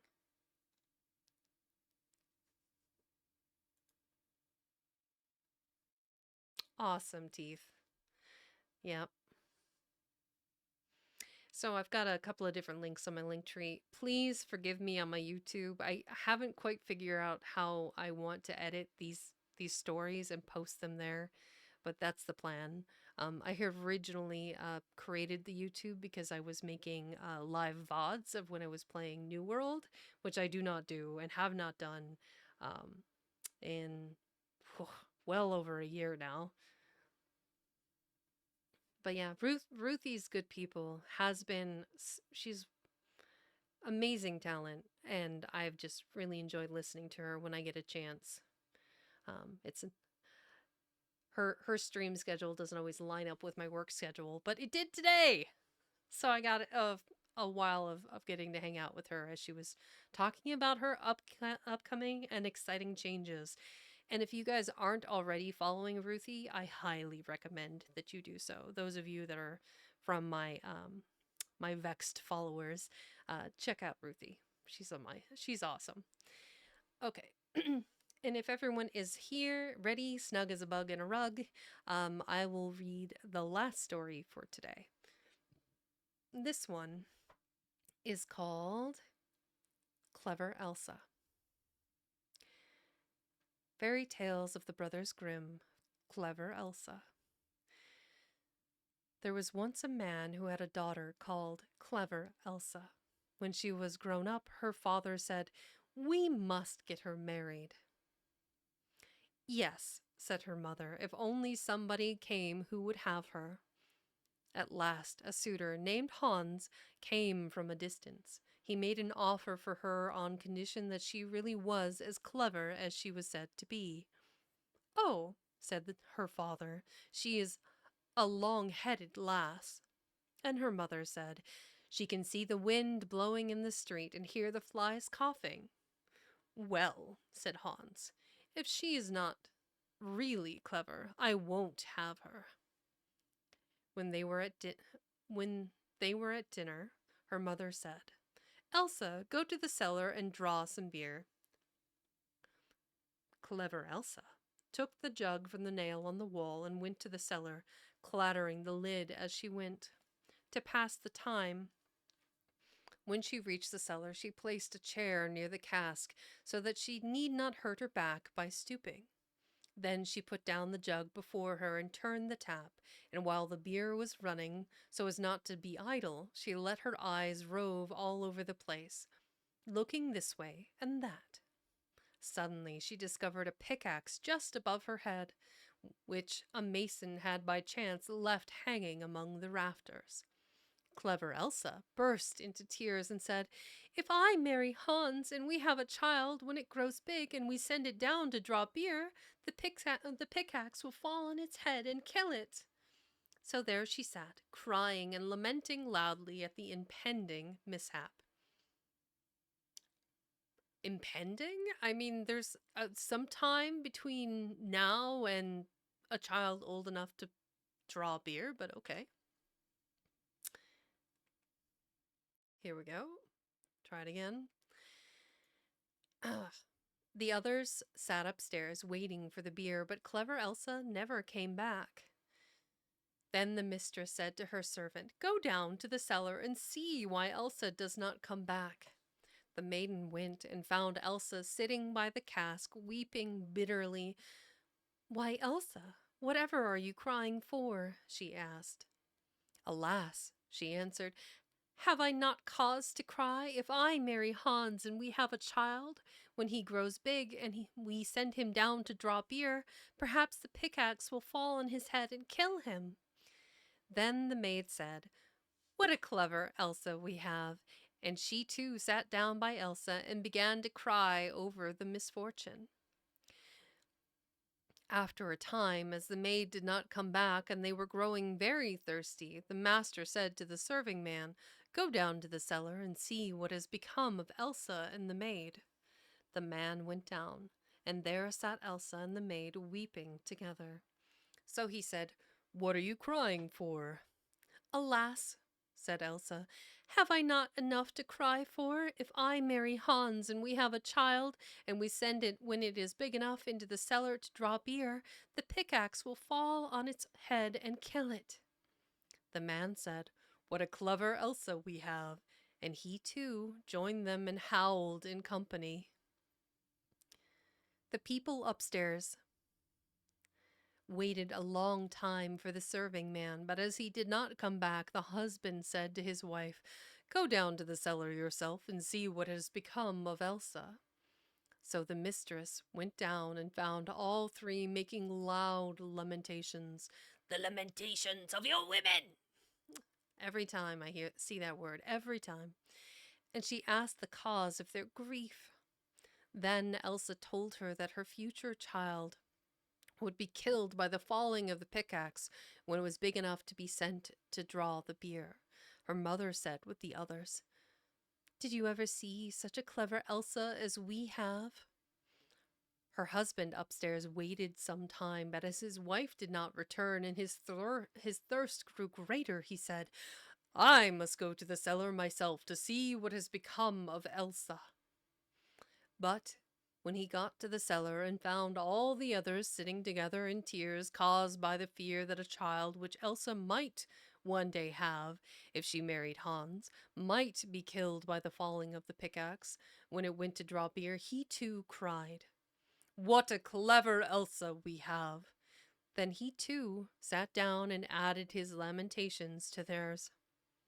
I'm resisting. The bridegroom waited alone upstairs for a long time. Then, as nobody came back, he thought, "They must be waiting for me down there. I must go and see what they are doing." So down he went, and when he found them all crying and lamenting in a heartbreaking manner, each one louder than the other, he asked, "What misfortune can possibly have happened?" Just a real quick peek at that picture there. So this is when Elsa saw the pickaxe above her head. Clever Elsa burst into tears. Yeah, she's definitely crying, sitting on the chair, waiting for the jug. Smart. What misfortune can possibly have happened? "Alas, dear Hans," said Elsa, "if we marry and have a child and we send it to draw beer when it is big enough, it may be killed if that pickaxe is left hanging there to fall on its head. Have we not cause to lament?" "Well," said Hans, "more wits than this I do not need, and as you are such a clever Elsa, I will have you for my wife." Then he took her by the hand, led her upstairs, and they celebrated the marriage. When they had been married for a while, Hans said, "Wife, I am going to work to earn some money.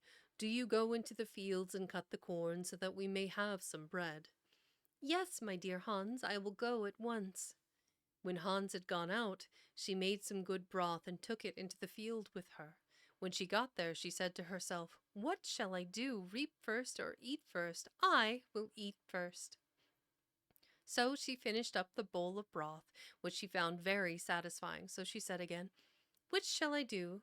Sleep first or reap first? I will sleep first." So she lay down among the corn and went to sleep. Hans had been home a long time and no Elsa came, so he said, "What a clever Elsa I have! She is so industrious, she does not even come home to eat." But as she still did not come, and it was getting dusk, Hans went out to see how much corn she had cut. He found that she had not cut any at all, and that she was lying there fast asleep. Hans hurried home to fetch a fowler's net with little bells on it, and this he hung around her without waking her. Then he ran home, shut the house door, and sat down to work. At last, when it was quite dark, clever Elsa woke up, and when she got up there was such a jangling and the bells jingled at every step she took. She was terribly frightened and wondered whether she really was clever Elsa or not, and said, "Is it me or is it not me?"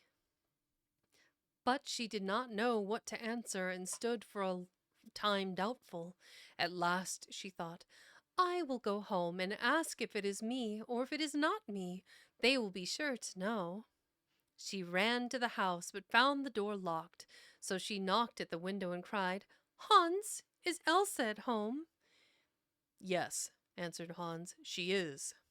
Then she started and cried, Alas, then it is not me. And she went to another door, but when the people heard the jingling of the bells, they would not open the door, and nowhere would they take her in. So she ran away out of the village and was never seen again. Okay, sure. I.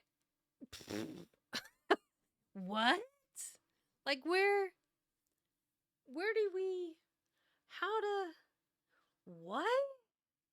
Like, how was she clever just because she imagined a hypothetical situation where her hypothetical child may or may not hit his head on a pickaxe and die if she married Hans? How do we what? Um I guess just because it is said does not mean it is true. Let's take that. Don't judge a book by its cover. So the tale tells us that she's actually foolish. Even though other people, call her clever, she is in fact foolish. And she is made, she is only clever in that, she's not. She's just a fool. And her family is full of fools. Because they're all like, oh, Elsa's so smart. She knows this. This must be true. And then that, like, bringing everyone over to her side and lamenting this hypothetical situation causes Hans to be like, yeah, she's pretty smart. She knows. She knows stuff. Okay. Yeah, the brothers Grimm,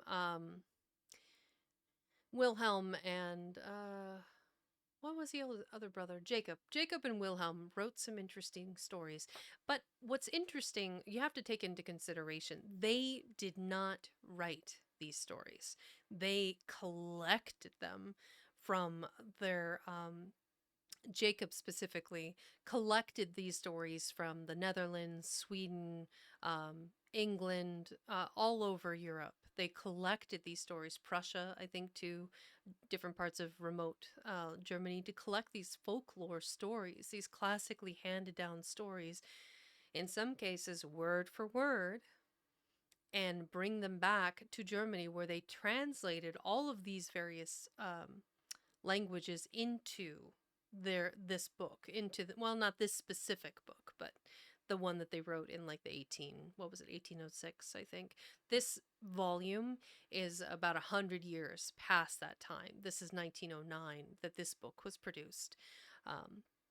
So there's a lot of stories from all over the Netherlands and whatnot, and they translated them, and Jacob and Wilhelm were actually what is it called? Chronologicers. Like they went out in search for these stories and brought them back, and then also Jacob, the older brother, he is also responsible for understanding Germanic linguistics and how they evolved over time, and they actually translated a lot of English works into German and like wrote down the phonetic, like Germanic alphabet and how they pronounced words, and like actually worked towards making the German dictionary. So, weird facts. Welcome to strange things that Vexing Cat has learned over the course of reading these stories. So, everyone, I am parched and or maybe slightly starving. I appreciate all of you that stopped by today and gave me a listen and or checked out my stream for the first time. But I will be back on either I or my compatriot Kitten for Cuddles will be streaming our D&D session on Sunday the 7th. Tomorrow is an at-home day, and I plan to get all of my chores done so I have a nice free Sunday for enjoying D&D and possibly maybe another game or some other streaming. I don't know. Sunday is a work day, streaming day, I should say. So all of you, yes, I will find someone that we can leap to and enjoy their stream. Give me a second. Yeah. Sorry, I've been out like a few days. It's Wednesday. I had that dental thing done, and I was just absolutely useless after. And that was at like 1 o'clock in the afternoon for me. So let's see, who do we have that's available? Um, we've got Basil Wolf. We have Vil. Vil's playing some Warcraft with his girlfriend Ava. Vine, a non-binary streamer is playing Lethal Company. That's a little bit too over the top, I think. Gaming. Monster Hunter, Paradise. Ooh, Tiger Fae is playing Paradise Marsh. That's kind of a chill, homier game. Let's pop over and say hi to Tiger Fae.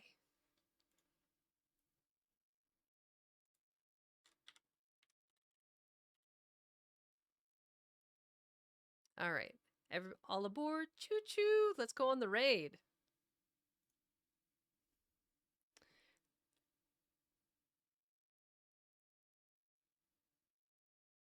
All right, everybody on the raid. Let's go. Alley-oop.